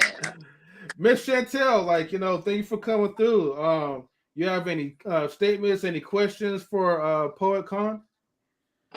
How your spirit feeling, my love? How's spirit? Let's do a spirit check-in. Y'all know, something. One of the most recent things I done went through is some identity theft, and my internet. Sure. Didn't even know somebody cared about little old me like that much, but they did. And I didn't let it get me down, man. I just went over the spectrum and paid the money and switched it to my business account. Damn it, let's go. And I just kept pushing. Now I'm so proud of myself. That would have normally just knocked me out for a little bit emotionally, spiritually. I was like, the devil mad because I'm making moves. And of course, you're going to come attack my internet, you raggedy. like, man, shit, I can't get through her. I won't get through a network. How much of my life is connected to it, my whole business.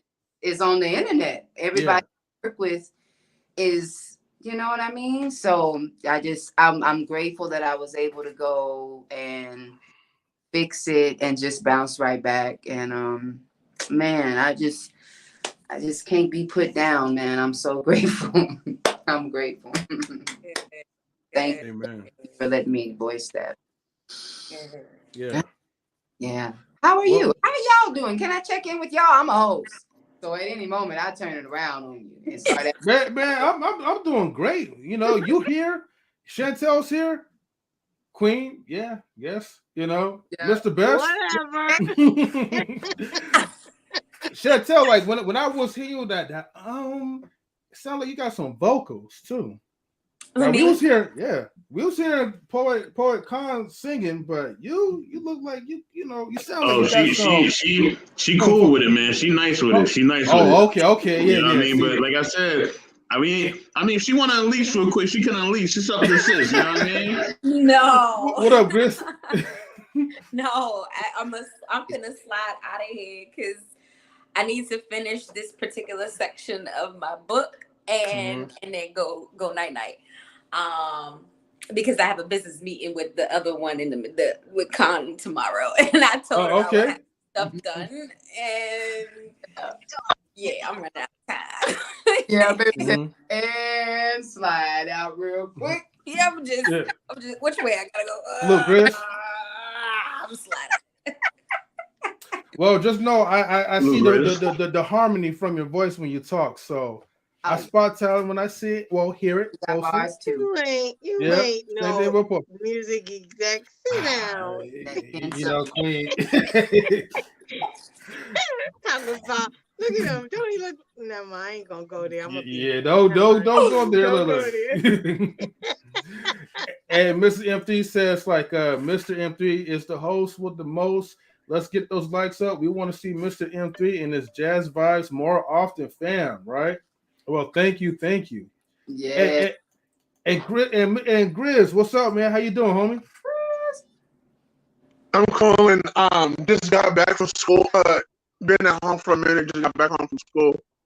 Trying to pass my classes. And working on a short film. And father, husband, trying to learn how to balance everything out. Trying to learn how to balance everything out, basically. A father's work is never done, you know, but you're grinding. I didn't go to bed till like 2 o'clock this morning. I had to be at school at like 9 o'clock this morning.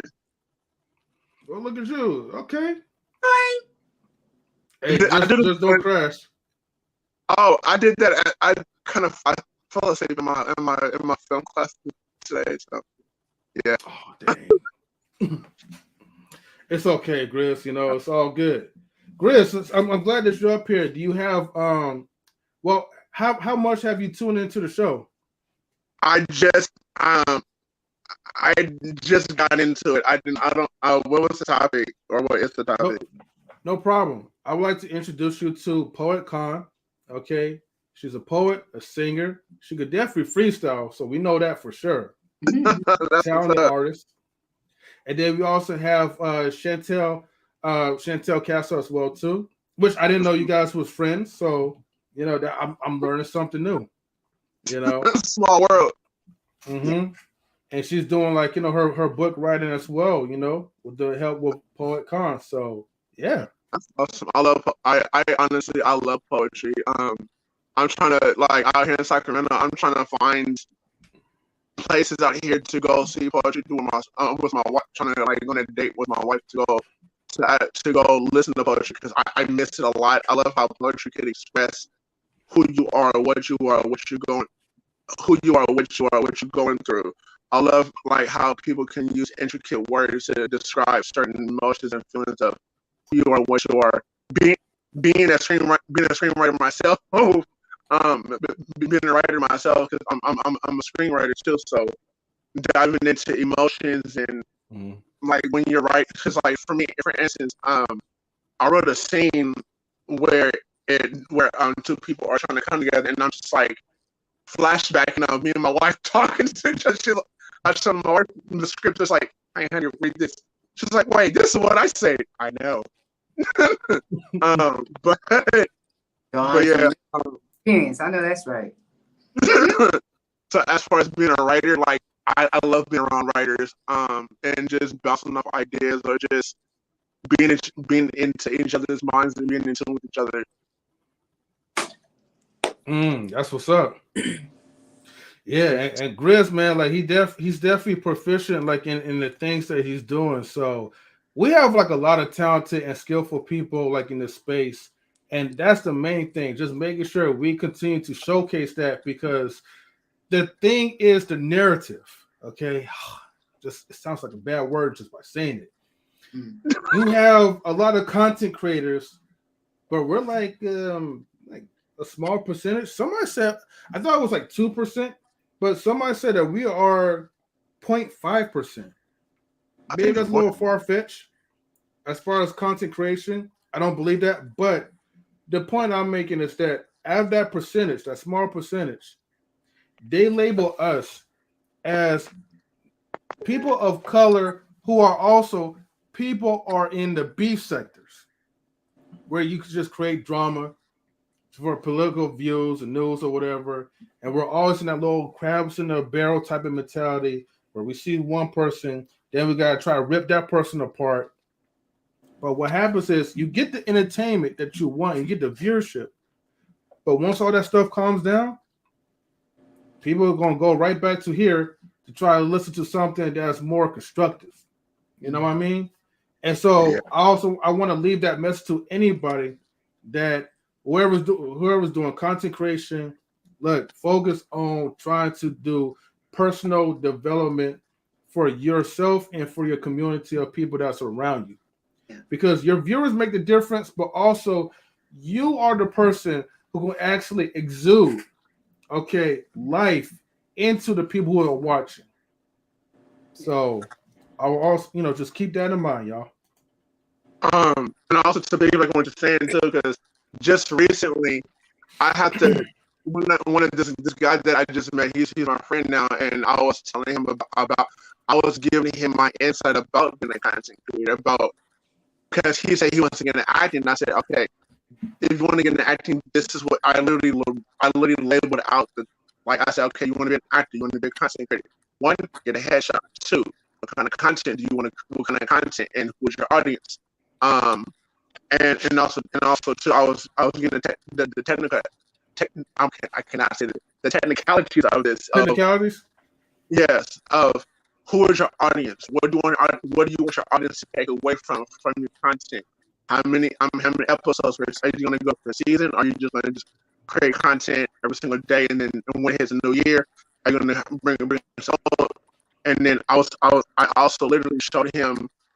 I showed him some other content creators. Like one of my favorite people is Muddy Keith, the rich guy,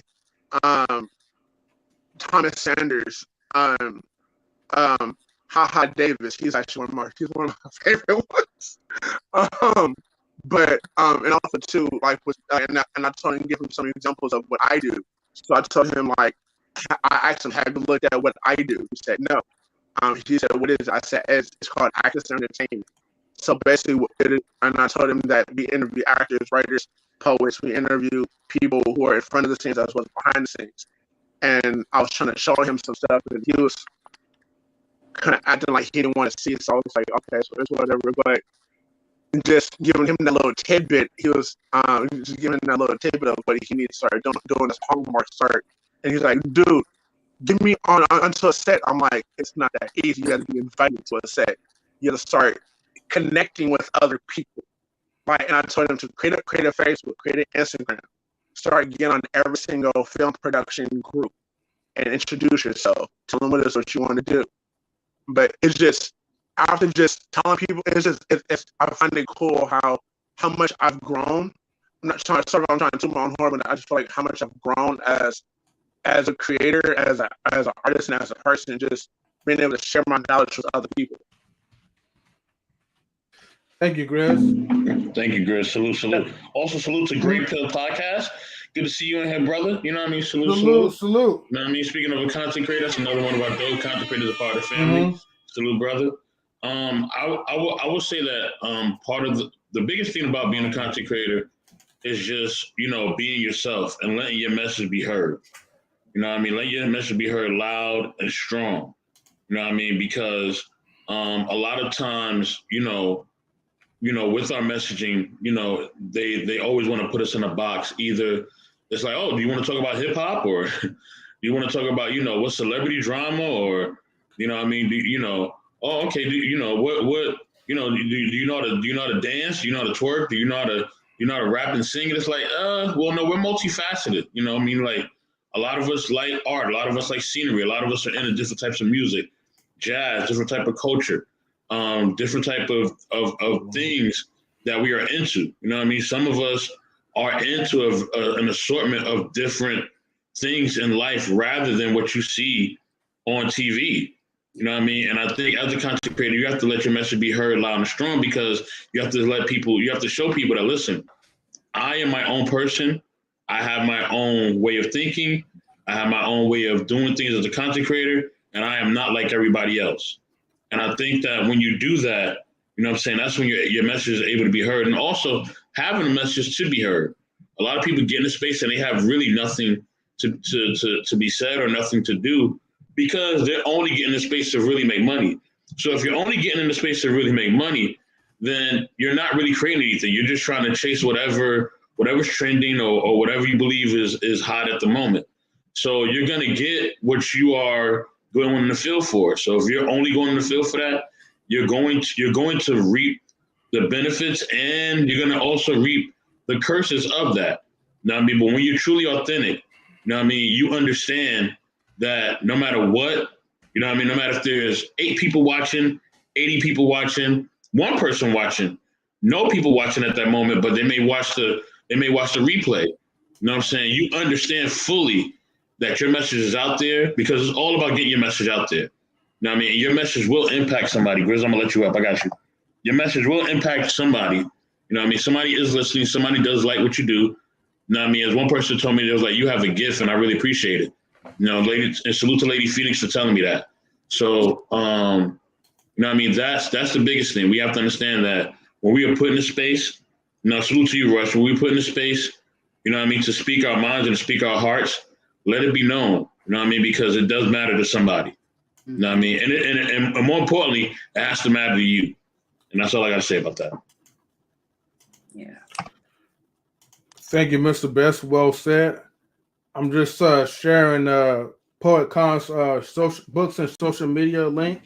So go ahead and check her out on her link tree. Hold on, let's see. Where is it? So go ahead and check her out. The link should be clickable like on YouTube. Let me see if it's not. Okay, so it's not clickable. How do I make this link clickable? I'm sorry, give me about a second. See if I could paste this again. Where are you located at? I'm in Las Vegas. I'm in El Paso, Texas. Oh, I'll be in Texas in July. Yes. I'm sure you won't be nowhere near me. Golly, this thing's so big. But where you go? Texas is big. I have family all through Texas, in Louisiana, Alabama, and Mississippi, and Florida. Okay. The reason I was asking was because the reason I was asking where you located. I was trying to see if you needed like photos or videos of your work or anything like that.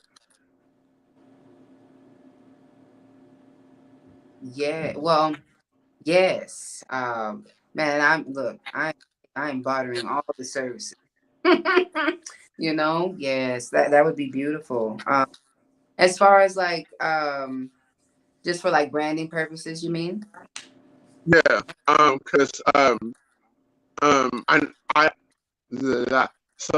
actually know how to like do commercials for people, headshots, photos, and also too I'm actually maybe like 15-20% business ethical as far as like behind the scenes part of like I've actually have practice of like helping a person like mold their business or mold what they're trying to do and stuff like that.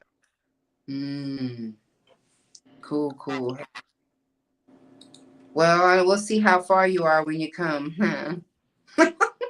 Okay. But yeah, to get some headshots and some branding and just putting it all together. But heck yeah, I appreciate you for offering. And you said you do have a book as well? I do. I have two. What is it called? I'm asking. So I'm gonna write that down. You said what are they called? Yes, ma'am. This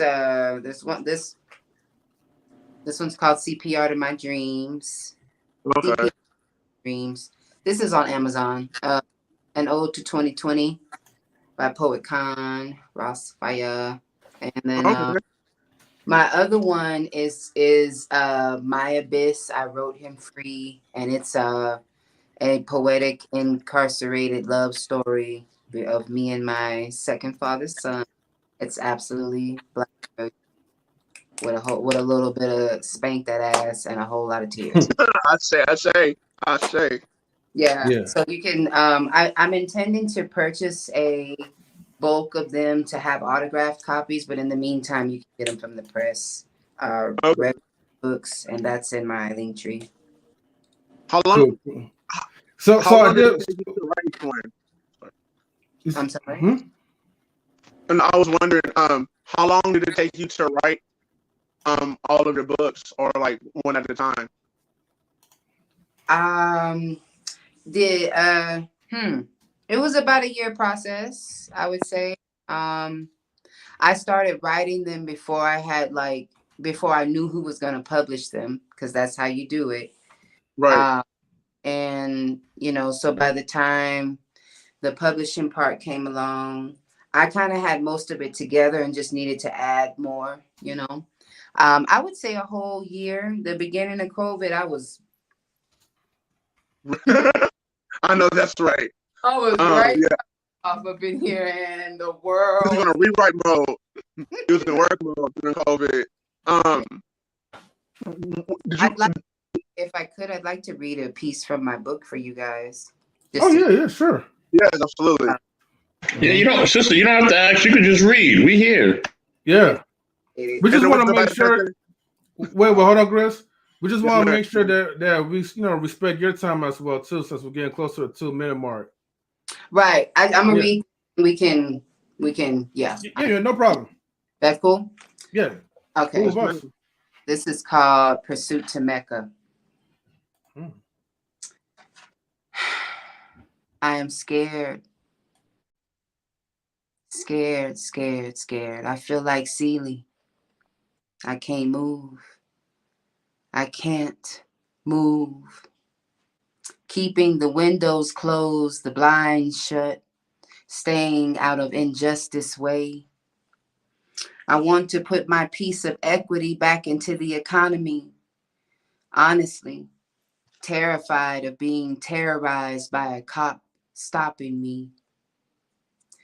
That car has not left the shade in 3 days, stopping me.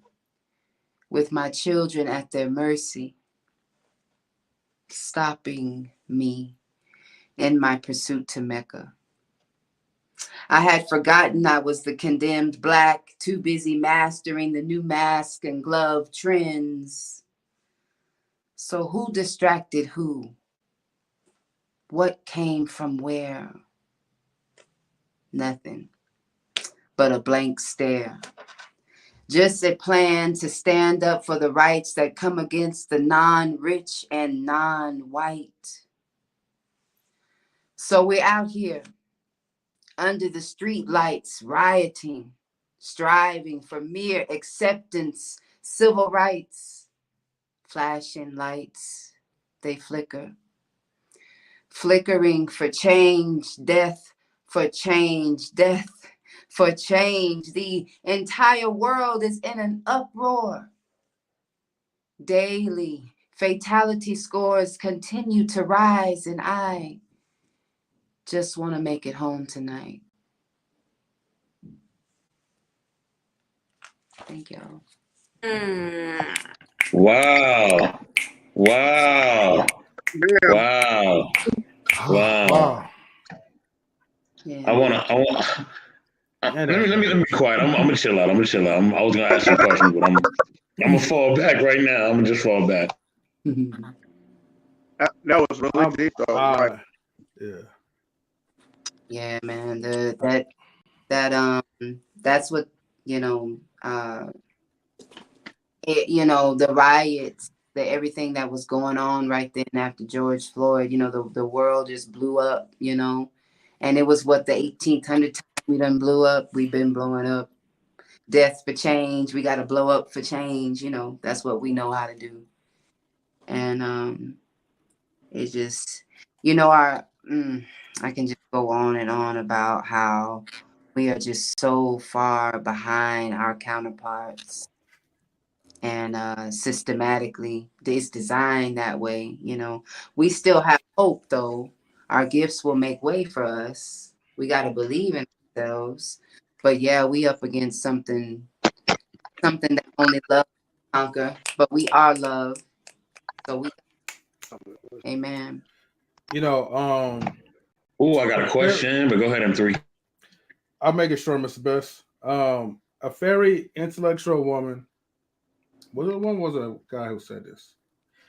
But there was a person who did say this one quote, and I might slightly paraphrase this, but this person said that whatever we do, okay, it adds into the empowerment for our community. The only part is we may never be able to live to see it, but whatever we do, it passes on through other generations. When we was born, especially when I was born, Dr. Martin Luther King Jr., Malcolm X. Oh yeah. All these people, right, that's well known, that actually shaped America to be what it was today.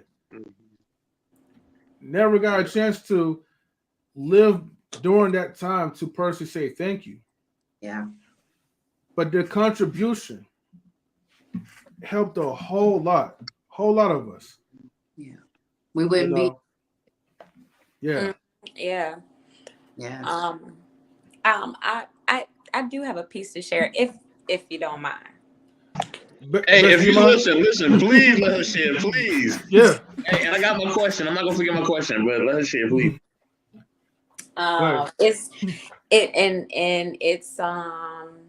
It's derivative, not derivative, but Khan, it's similar to what you just read.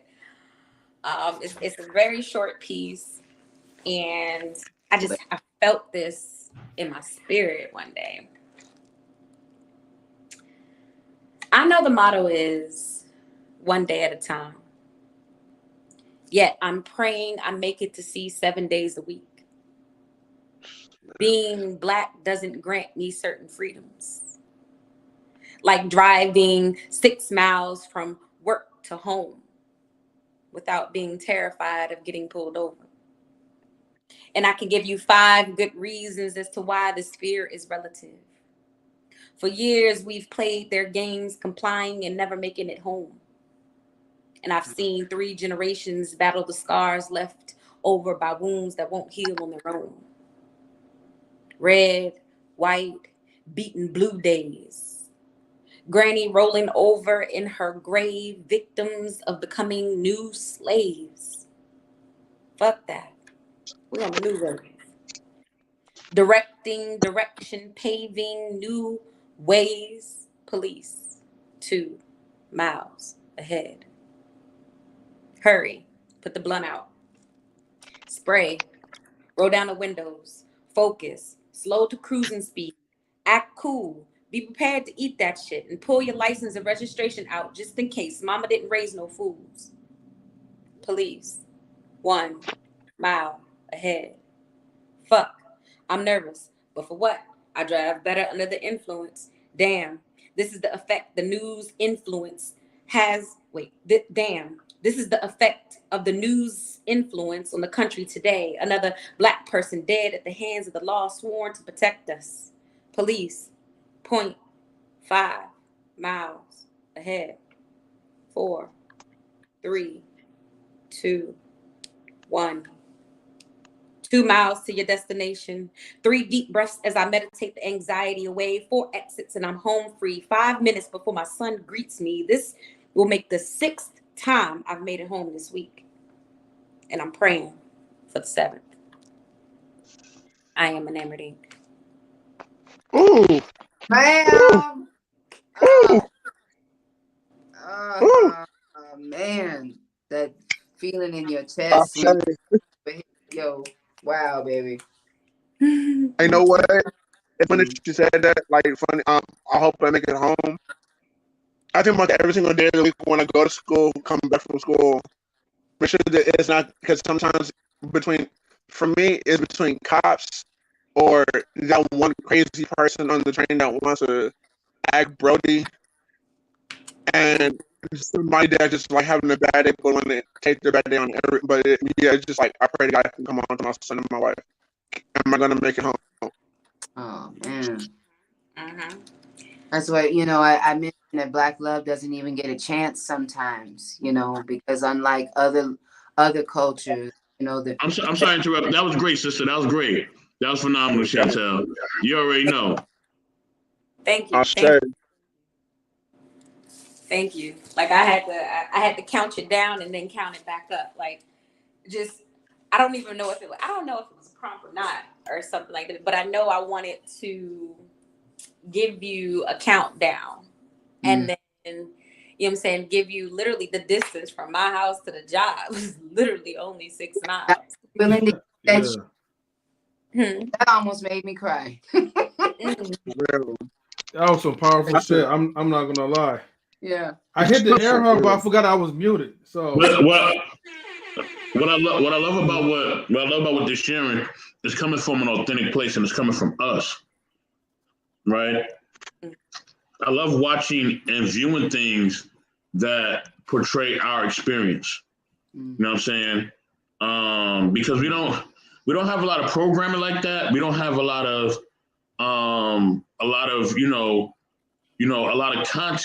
content like that. So, and a lot of stuff, and I'll share an experience that I had with y'all family. I was trying to buy a book by Dr. Francis Cress Wesleyan. It's called The ISIS Papers. If you've never heard of it, please do your research, family. All right. So, and Poet Khan, you probably know about this book, and Chantel, you probably know about this book too. I put M3 onto it. Queen knows about it. Grizz, if you don't know about this book, definitely get it. So Dr. Francis Cress Wesleyan, she was totally about the Black experience, just like Shahrazad Ali. And so I was trying to find this book, and when I first did my research on it, the only thing I could find in this book was on YouTube. It was YouTube audio of her verbatimly doing her book, right? And I'm like, I'm not gonna sit here for 10 hours and listen to this. I actually want the real book, right? I'm like, where's the book? So I find the book, right? When I first find the book, it's an astronomical price for a book. Like, I think it's like $200, $300 for this book. And I'm like, yo, yo, what's in this book? Like, yo. And then when I went to Amazon, like, they didn't even have the book again. And I'm like, yo. Then I'm hearing people saying, like, yo, that book is controversial and they don't want nobody to read that book. So I'm like, yo, I gotta get this book. Man. like it's a mission. Like, she is sister. She's speaking about us. I'm on it. Like, it's a wrap now. Like, I'm definitely gonna get it. So I'm waiting. Finally, Amazon gets the book, right? Amazon get the book, right? And then their price was still up there. Because I don't pay more than, because Sister Khan, I just bought your book on Amazon, and I always get discounted rates because I'm a Prime member, right? So I don't pay more than, the most I pay for a book is maybe $25, possibly, with my discount. This book cost me well into $70, $80, easy. You know what I'm saying?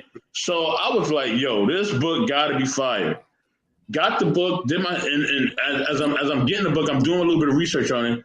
And I got the book and I started to really realize what was in it. And I was like, oh, this is why they don't want me to have this book. You know what I'm saying? Like, this is why they have all this controversial stuff to say about this book. This is why they don't want you to have this book. And that's what happens when we try to really reconnect with us and what we stand for and who we are. We got to pay all these crazy prices and you can't find it. And they don't really have it, and you shouldn't be reading it. Kind of remind me of the Kyrie Irving situation, right? When he viewed a documentary that was published on Amazon that he didn't make, right? But the brother faced all that backlash for it because he was just trying to get informed and connect back to our original experience. You know what I mean? In our ethnicity and who we really are. But anytime we try to connect, because they know it's power in that, we always are cut at the knees. Always. Yeah. You know what I'm saying? I'm thinking about the brother that was making the film, A Birth of a Nation. You know what I'm saying? I forget the brother's name. I think his name is Parker something. My brother Parker, and how he would just cut at the knees. He knew people in Hollywood, high elite people in Hollywood that were high elite in acting. You know what I mean? Who are part of our culture, who are part of our people, and they didn't want to help him make the film. You know what I mean? But these are the same people. Black History Month come in on every commercial, right? They saying that they're about the people. They saying they love us, and this, that, and the third. But you don't want to help this brother Nate Parker make the film that speaks to Nat Turner, speaks to our existence. But I bet you if he was making a film about Ike Turner, y'all would have been all there. Y'all would have been all there. You know what I'm saying? But that's what happens with us, man. And we gotta definitely realize that. We gotta definitely realize why certain people are part of our culture can't even have an Instagram. They can't have a Twitter. You know what I'm saying? You got to find clips and reels of them talking because they can't officially have a real YouTube channel. You know what I mean? Like a Dr. Umar, like every time he get a YouTube channel, he get banned. Every time Minister Farrakhan get a channel, he get banned. Like, but this is done on purpose. But yeah, I could find about 20 drill music videos, right? Talking about nigga, bitch, kill, and all this other stuff, drinking liquor and all this other stuff. I could find about 100 videos of that. But when I look for real information, I can't find it. You know what I mean? I'm talking to you, YouTube. I don't care if you cut me off or not. I'm talking to y'all. That's why I don't even go on here. Like, I feel you, sir, but I'm talking to them because at the end of the day, y'all know what y'all doing out here. You know what I'm saying? And they just put on a list that you can't say the N-word. After all this time, they finally put that in the beginning of the year that you can't say that word. Oh, okay. Finally, you recognize that hate speech. Thank you, YouTube. It's been a hate speech word. We thoroughly appreciate it. We should have been did that. You know what I mean? But we have to understand that, man. So when we have authentic people here, you know what I mean? Like Sister Khan and Sister Chantel, we have to appreciate them. That they're speaking to who we are. You know what I mean? We don't have a lot of that. We got to appreciate it. So I got a question for both Sister Khan and Sister Chantel, since y'all write poetry, right? Who is y'all Mount Rushmore of poets? Salute to Miss Polly. Good to see you, family. Who is y'all Mount Rushmore of poets? Now, I mean, my two favorites are Langston Hughes and Nikki Giovanni. Those are my two favorites. You know what I'm saying? I don't really kind of delve into nobody else. You know what I mean, like that. But those are my two. You know what I'm saying? So, because they really speak to like who I am as a man and what I represent. And also, I like Tupac's. You know what I'm saying? His book of literature and his poems and things of that nature. I love the way that brother wrote because he wrote from a real experience too. So yeah, who is y'all Mount Rushmore of poets? You know what I'm saying? Khan, you want to go first, darling? You on mute, baby.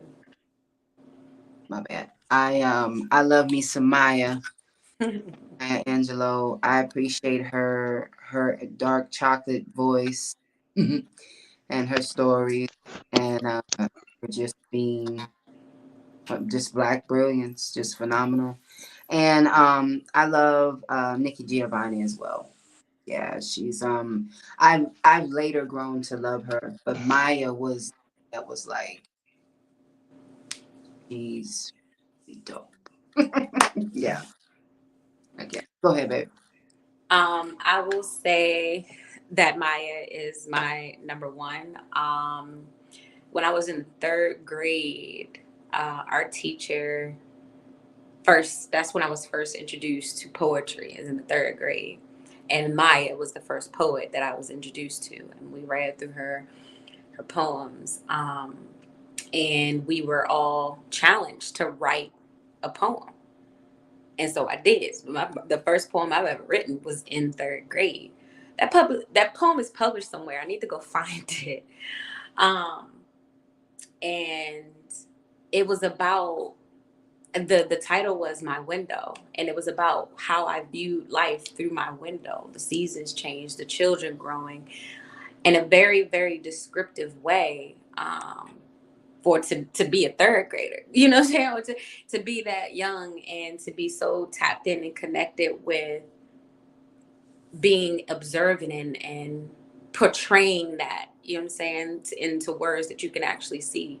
And so Maya was my first love of poetry. And I have a lot of people tell me that I am Maya-esque, that I have a Maya-esque flow and or, you know, kind of vibe with me. I also love Jill Scott and and Langston Hughes as well. I want to get into reading more poems. I want to get into reading more authors. But Maya is my top. Yeah. I'm gonna tell you who y'all remind me of. Sister Khan, you remind me of like Maya Angelou, Nikki Giovanni. Like you just got that feel. Like you could just feel that spirit. Chantel, you remind me of Lauryn Hill. Like you remind me of Lauryn Hill a lot because you speak to the urban existence so well, just like Lauryn Hill did. Like she really spoke to that, like for real. Like the slang she used, the vernacular, but then I love how, and you do it too. Like Lauren will speak slang, but then she'll throw in some words that you're like, oh snap, like yo, she intellectual too. You know what I mean? She would flip it on you. You know what I mean? And you had to catch it. You feel me? So yeah. It's funny that you said that because I just saw a clip, like a clip little video or whatnot of Lauryn Hill. I don't know where she was at. It was really old, and she was saying to the crowd, it's like, oh, y'all think y'all know me? Like, you know what I'm saying? Like, I'm just now getting to know me. Allow me to, you know, reintroduce myself. And I resonated so hard with that. And I've seen that before. And every time I see it, I resonated with it all over again.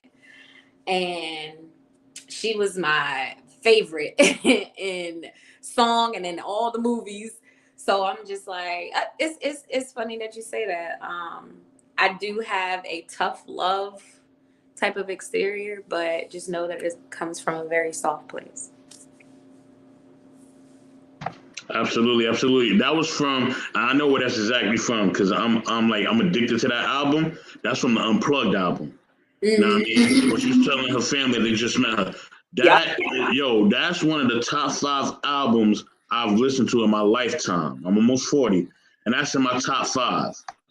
And I remixed Reciprocity as a poem that I was spitting to myself in the mirror, telling myself, oh my God. And what I cried all the way through that thing.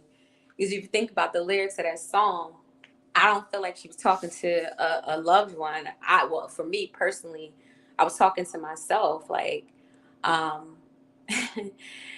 you know, you hurt yourself to make me stay.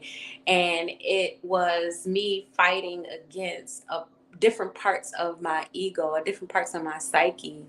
The soft me always doing things, you know, the real me, the inner child me, the hurt me, doing things to make the strong me always have to stand up, you know what I'm saying, for myself, and that being the trauma response. I don't know where that piece is at. I might have to rewrite it, but yeah, and that has been floating through my head too. And so every time I hear the song, I go back through the piece that I wrote to it. Is the words, the lyrics are just that gripping. Like they grip me, and I was having a conversation with myself. Man, that's profound for real. Like, and when you have those profound moments, you gotta. I remember when I used to write poetry, I would write on the, you know, while I'm riding on the train in New York, and just that experience of riding from the train from borough to borough, from area to area, you know what I mean, and just the smell of the train, the feel of it, everything, it makes you feel away. You know what I mean? Like, you know, yeah, a lot of people got cars or whatever, but it's like, man, bump the car. Give me the iron horse. You know what I'm saying? Like, it gives you that raw feeling, that real feeling that you're really connected with the heart of the city, because you connect with all parts of the city when you're on that subway train. You know what I'm saying? So yeah, you feel like you're part of the pavement. Facts. You know what I'm saying? I will also say, like, to name more albums that spoke to my existence, I also say the Unplugged album, Common, B album spoke to me a lot. Kanye West's first album and the second album. You know what I mean? It's just certain things that with music and literature that just really speaks to us. One of the most impactful books that I've ever read that spoke about, you know, our time through segregation. And listen, I'll tell anybody, listen, if you want to know the realness of what we go through, read this book, okay? And if anybody need to write it down, whoever listening, whoever on the panel, if y'all never read this book, please read it. Ralph Ellison, The Invisible Man, okay? Ralph Ellison, The Invisible Man. Whew. Oh my gosh, okay? Listen, if you want to read a book that speaks about what segregation was like, read that book, okay? Read that book. Also, another great book, if nobody ever read it, the autobiography of Malcolm X. That's another great one, all right? That speaks to our existence. But Ralph Ellison, The Invisible Man, that book is the truth. That book is the truth. Like, it's going to be some real good truth in there. My goodness. Man, it speaks to like how we were treated like we were invincible. Like we were not invincible, but invisible. Like how we were invisible and how we were treated like we were property. Like we didn't matter. And just like our self-worth was just meaningless. And he speaks from it, just from the whole existence of that and just seeing what we go through as a people. It's just so powerful, man. Salute to Ralph Ellison for writing that book. Salute to us. I have and Brother, me and you was talking about this the other day. Like, I have unplugged myself from a lot of this existence, and a lot of things that exist in this existence. Because you can't go anywhere or watch anything where we're not being depicted as our former selves, right? Where we're not being depicted as slaves. Like, those are the only roles that are riveting enough for us to play. Like, the fuck. So it turns my already heated passion of being an Aries up, and I have to withdraw myself. It's our season 2. It's our season 2. I feel the energy coming. I feel our energy too. Every day that comes by, I feel it growing and growing. I get stronger and stronger each day. Yes, it's getting stronger and stronger. Then watch by the day of my birthday, we gonna be in the house. Yep. He ain't getting stronger and stronger. That's a lie. Yes, I am. You already had the season in October, Libra. Okay, you had the time. No. Right. Now's my time. Please, Libra, sit down. Please sit down. You don't want to smoke. Don't want to smoke, child. Probably on the scale. Okay. Here. And I don't go by a sign. It's all good. Look, I ain't gonna go there. Anyway, so it's just like it's having to taking a stand somewhere and reversing it by not fighting or pushing against the people that still want to go in that direction, but just picking up and starting with something new without the argument of this is the way it should be or this is the way it was and why weren't we, and we keep arguing about stuff. Ain't nothing going to happen. There's nothing that's going to get done. We just got to actually pick up and be about that action. You know what I'm saying?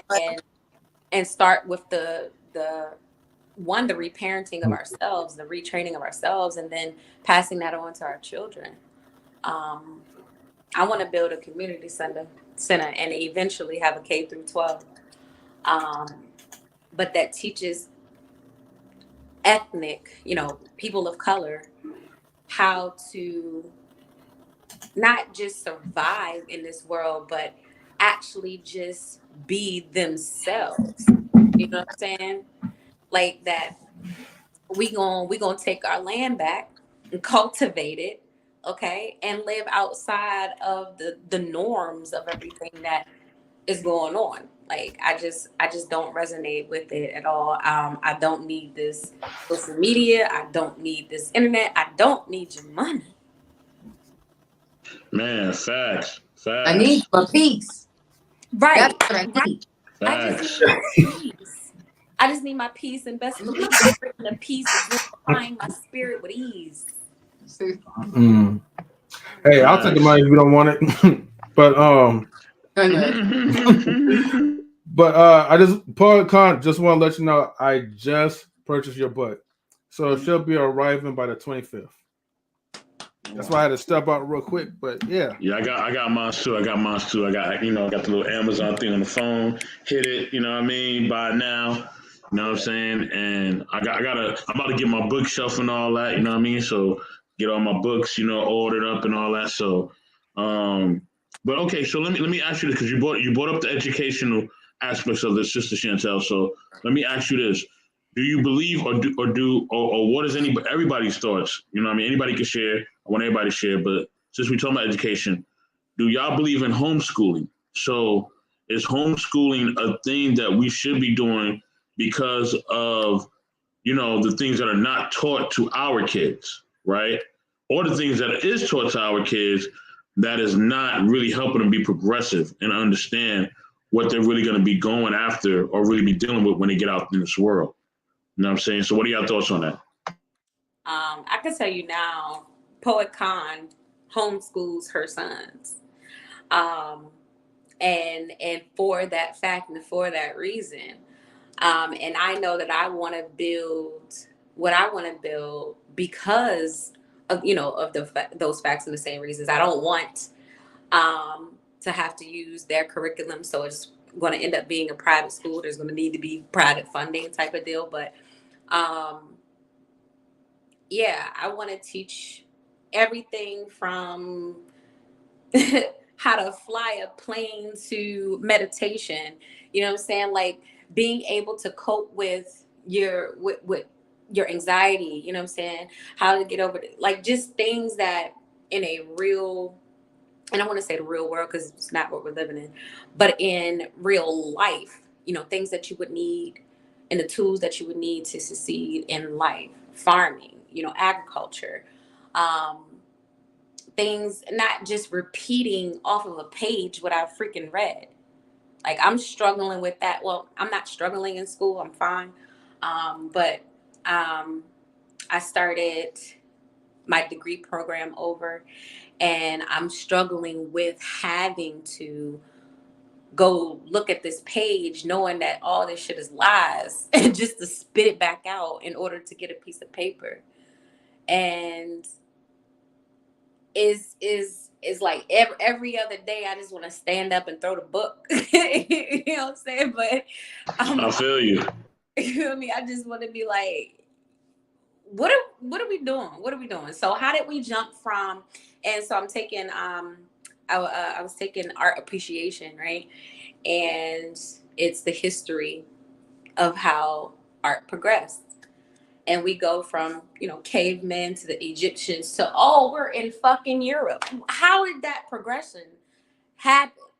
How did it start from the humble beginnings and then slowly you start to see the art change from pigment and color to all these pale ass faces? And this was the great. And then we're learning about church and so Jesus is depicted as well, because that was a part of art history. Jesus being depicted, and everything that you see from a certain point from Mesopotamia on, all you see is European faces. And even in history, and they're only going to show what they want to show. Jesus is depicted as a white man, and it's just a bunch of stuff that it doesn't sit right. I don't agree with, and there's a lot of things in the Bible that I don't agree with, but I go to church. You know what I'm saying? Just, it's a lot of things that I just want to be able to get to the bottom of, or the root of. And then there's a lot of things where I'm just like, y'all can have it. Man, I was having this profound and then three was on this panel yesterday. We was having this profound discussion with a content creator known as Brother Clarence. Salute to Brother Clarence.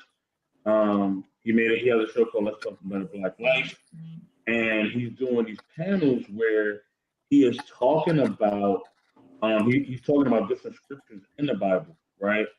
And as we're having these discussions, the one thing that I said was, we brought up religion. The one thing I said was, I said all religion is a map, right? And we all have a piece of the map. Now we all are trying to get to the same journey, right? We all trying to get somewhere. So you got, some people got the Quran, some people got the Bible, some people got the Torah and all these other books, right? That really tell a lot of the same stories, right? They all speak about Jesus. They all speak about some of the same figures, Moses and things of that nature, right? But in different lights. We got the Jewish community, we got everybody in our own community, right? But we all got a piece of the map, right? So, and three got a piece of the map, Paul Khan got a piece, Chantel, you got a piece, Craig got a piece, I got a piece, right? Now, we trying to get to paradise, right? So, do I just take my part of the map and say, nah, like I ain't gonna share it with M3. Like I'm just gonna take my part of the map and find paradise, right? Now I'm lost, right? Because I'm only gonna go so far with my part of the map, right? I'm only gonna go, to a certain point. Then I'm like, well, I need another piece of the map. Well, M3 got the other piece. Do I put his piece together with mine and we can figure something out? And then we put together with the rest of y'all to figure it out? Or do I just hold on to my piece thinking that I'm right all the time, thinking my piece is the piece and I'm just a part of the map, right? So that's what we got to realize, that when we believe in certain things, whether it's religion or anything else, our belief, even the Bible says it, and this is the funny part about it. The word tells you this. The word says that you know things in part. One day you'll know everything, but you know things in part. So it's telling you, you don't know everything. You only know certain things. So we got to stop trying to pretend like we're know-it-alls when it comes to life, existence, and everything else. We don't know everything. We just have a piece of the map. And I just put my piece together with y'all piece so that we can grow together, and I can learn from y'all. You can learn from me, and we can grow and get that journey that we really want to be in. So yeah. And that's the community that I want to build. You know what I'm saying? That's the village. That's the intentional village that me and my sister here is already a part of and building amongst us. And bit by bit, piece by piece, more are able to be a part of that. But I totally feel what you're saying. I get what you're saying. It used to be me very selfish with. It can be selfish, but it used to be me very selfish with me not seeking knowledge. You know what I'm saying? Only holding to what I had and not seeking additional knowledge. But I understand how that can keep, you know what I'm saying, keep you blind. It can keep you being a robot. It can keep you being trapped, you know what I'm saying, in a circle or in a cycle of not knowing a damn thing. So yeah, I agree with you. Yeah, absolutely, indeed, for real. Yeah. All I can say is definitely good luck, ladies, like in your endeavors to try to build your circle, your community. And I really do hope that you could continue to teach and continue to grow and learn from each other. The depictions, yes, I'm with you on that, Chantel. I mean, it's like everything throughout in history, even with the Bible itself, is always like depicted as someone who's European, as if there was never any black people that ever existed off the face of this earth. I promise you. And I'm like, I'm so confused. I'm so confused. I was like, this is not history. And then it makes more sense. Like, I didn't pay attention when I was in grade school. I really didn't. But it was like I already knew all this stuff. So why did I have to go sit through it? And I do feel like our ancestors that live within us help us not pay attention to none of it. You know what I'm saying? It's like, this is not correct. So we're not even going, you know what I'm saying? Yeah, we can go ahead and spit back whatever it is that they even gave to you. You can spit it back out to them. But we know the real truth. Yeah. Yeah. We know what we do. Yeah. Because here's the thing, right? Social programming. All right. Even before the time of social media. Unfortunately, our ancestors was programmed to take things as face value and okay white Jesus. I bet you if you go to maybe some elder's home, you know what I mean, that is black, you will see most likely a white Jesus that's up there. That white Jesus name is oh gosh, I forgot the name of it, but they use that image from some other person to describe how Jesus is supposed to look. And so when you try to challenge, right, your fellow leader or pastor, whoever you want to call them, one of the main things they will always tell you that some things are not worth questioning. They'll try to say that your faith is being wavered. But the most important thing that they'll tell you, oh, don't worry, trust in God and just have faith. The image of Jesus does not matter. That's what they all say. Even some of our own people tell us that to shame us from questioning. But it does matter. Because you know why? I bet you till this day, anytime we think about Jesus Christ, I bet you the first thing that comes to our mind, our image, is someone that's not looking like us. Even after when the Bible itself says that Jesus was a man that had bronze skin, woolly hair. Why would the Bible itself even try to describe or give us some type of image, visual image, mental image of what Christ will look like? It could have just been left like that. You know what I mean? But at the end of Revelations, which is a book that I swear that the church I went to and any other churches, they try to avoid. I have never heard them go to Revelations one bit. Period. Not one bit. Now I got to read it. But it shows at least it shows some kind of description. Okay. And you know, if you try to talk to somebody who probably don't really know or probably don't want to hear you out, they're going to try to pretty much steer you to a whole different direction. And they're always going to say, you know what, the color of Jesus don't matter. You know, he could be black, he could be white, he could be whatever. But just duly know, and if I could think of that scripture where it kind of describes a little bit of it, then I will pretty much read it. But for now, I'm just paraphrasing it because, you know, they did describe the color of it. So how do you turn from bronze and woolly hair? Kind of like my hair a little bit. You can't really see it, but you know, this is woolly, yeah. Right, yeah. Coils, right? Woolly look like yeah. Is it? I don't know what side. That's a good description, right? You got the coils, right? You know, right? Coily. Yeah, the coily hair, which AKA by ignorant people, nappy or whatever. But the point is that, like, you know, Jesus had hair like wool, and all of a sudden that got flipped to a brownish, almost slightly blonde, white-haired man with long, so-called beautiful straight hair. That don't look like wool to me. Ain't nobody's bronze. And their skin ain't bronze. Like, that's not bronze. Yeah. I'm trying like bronze. Bronze is dark, to be honest with you. Like, bronze is a dark color. It's like the color. This is almost as close to bronze. Yeah. Mm-hmm. And it's darker than me.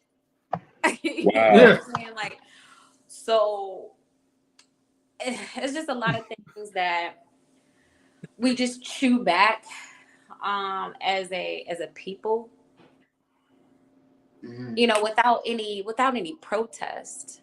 But then again, what does protesting really get you besides more pushback? You know what I'm saying? More violence, more oppression. And I'm not saying not to speak the truth and not to speak your truth or anything like that, but let's do it amongst our own communities and people that actually are looking for our community. It's not going to be each and every one of us, but it will be a majority of us, and we can just go and I always say this, I'm gonna build a compound, right? Okay. It's gonna have an underground garage with a tunnel to the ocean. Well, that sounds dope. That sounds dope. I just want a boat so I can sell away. Okay, it's gonna be a boat right there. Listen, 50-car garage, underground. Listen, we got all the tunnels that get out. It's a bunker, all of that. I'm building this compound as soon as I get this piece of land. But yeah, just like let's go live off the land in the woods somewhere, type of deal. Like that's honestly a vision for me.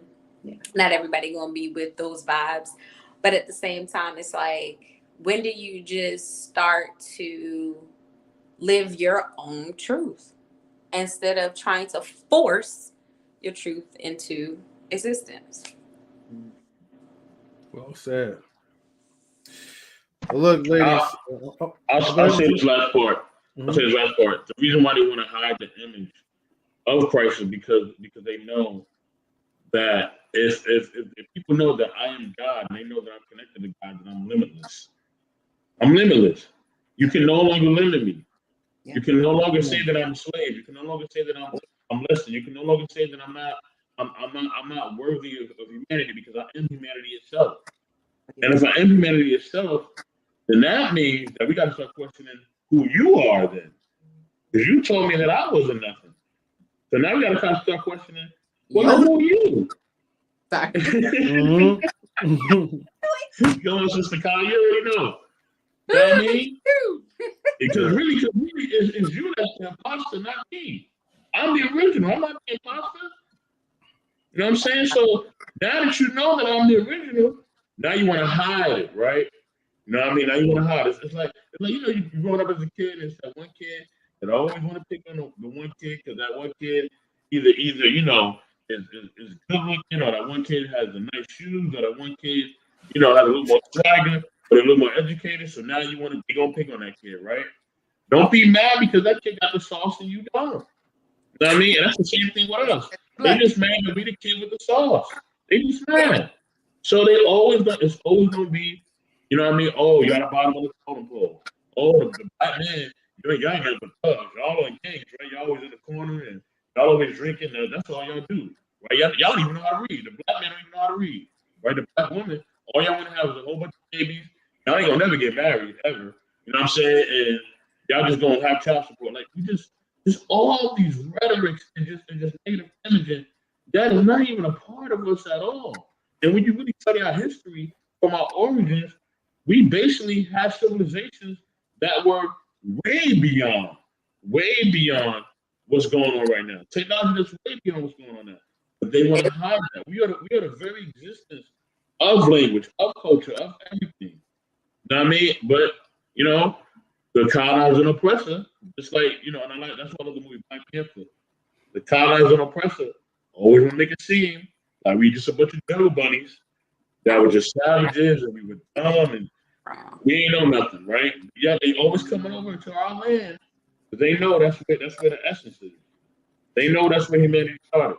I'm sorry. No, I'm sorry. I wasn't trying to cut you off or anything. I'm just trying to. I'm wondering. I'm gonna have to look this up. Is there white dirt anywhere? Like, is there any white? Oh wow! Dirt? anywhere? There's white sands out here by me. Yeah, but it said that God molded us out of dirt, mud, and clay, and all of those things are pigmented. I like how you brought that up. Facts. Oh man. We have to do like another stream where we talk about this. If you ladies are open to that, because we are. I know it's getting late for even. Yeah. Thank you for being such a gracious, patient host. That's classy. I appreciate you so much. Yeah. No problem. I'm sorry. No, I'm just giving you some host props. I see you. I appreciate you. No, anytime. And don't think I'm rushing anyone to get out. I'm just being respectful of people's times because I know we're in different time zones. And we'll talk. We'll talk on what we do. Yeah. Oh yeah, definitely for sure. But we gotta get up. We gotta get up out of here. So I mean, sorry. Let me hush. I'm hosting. You're good. You're so good. But we definitely gonna have to do a stream about this topic because you're giving me some good ideas, and I think that definitely needs to be addressed. I mean, look, YouTube ain't paying me anyway, so might as well have the liberty to exercise our freedom of speech. Amen. Wow. Amen. I know I'm gonna slide up out of here though, because it's 10 minutes to midnight for me. That. I did not even expect to be up here this long. But this is what happens. But this is what happens though when we get into good. You know what I'm saying? Yeah. Yeah. So yeah, we gonna definitely connect with you sisters. I'm gonna reach out to both of y'all offline. I told Sister Chantel about some show ideas I want to do to bring awareness to our community, and Sister Khan, I want to definitely do the show with you as well. Even if we do, once every other week, but we're gonna definitely get this going. It'll be in honor of our sister in the Heavenly Streams, QueBee, who definitely was about community and helping others. You know what I'm saying? If I ever get a chance, and I'll send both of y'all videos of her so you can see what her message was about. Powerful sister, man. So powerful. Incredible. You know what I mean? So yeah, man, it's time to close out. And close us out, man. Let's go home. All right, for sure. And may God continue. Rest in peace, QueBee. We love you forever, always. Yeah, let's go ahead and we're going to do this real quick. So thank you, everybody, for tuning in to Knowledge and Relationships. Let me get a amen, church, right? Because we'll always be preaching. Yes. Make sure that, you tune in for like our upcoming live streams. Okay. Shouts to all the people in our crew that helps like make Knowledge Relationships the way it is. And also continue to get the likes up. Share the stream to a friend and have a friend share the streams to another friend. Okay. Let's get the subscribers up there. Let's get the support and continue to build as a community. This one was fire. Okay. To everyone's desires. Again, see you later. Thank you for tuning in. Get your mind right, people. Always. And never steal people's content or catchphrases. Peace out, everybody. Later. No, that's right. Let my authenticity be my authenticity. Okay. Absolutely, sis. Absolutely. I love y'all. I love y'all. Love you too, sister. Copyright. Love y'all, man. I love you, Khan, and I'll talk to you tomorrow. Night, y'all. Good night, Queens. Thank you. Peace. So I'm hopping off.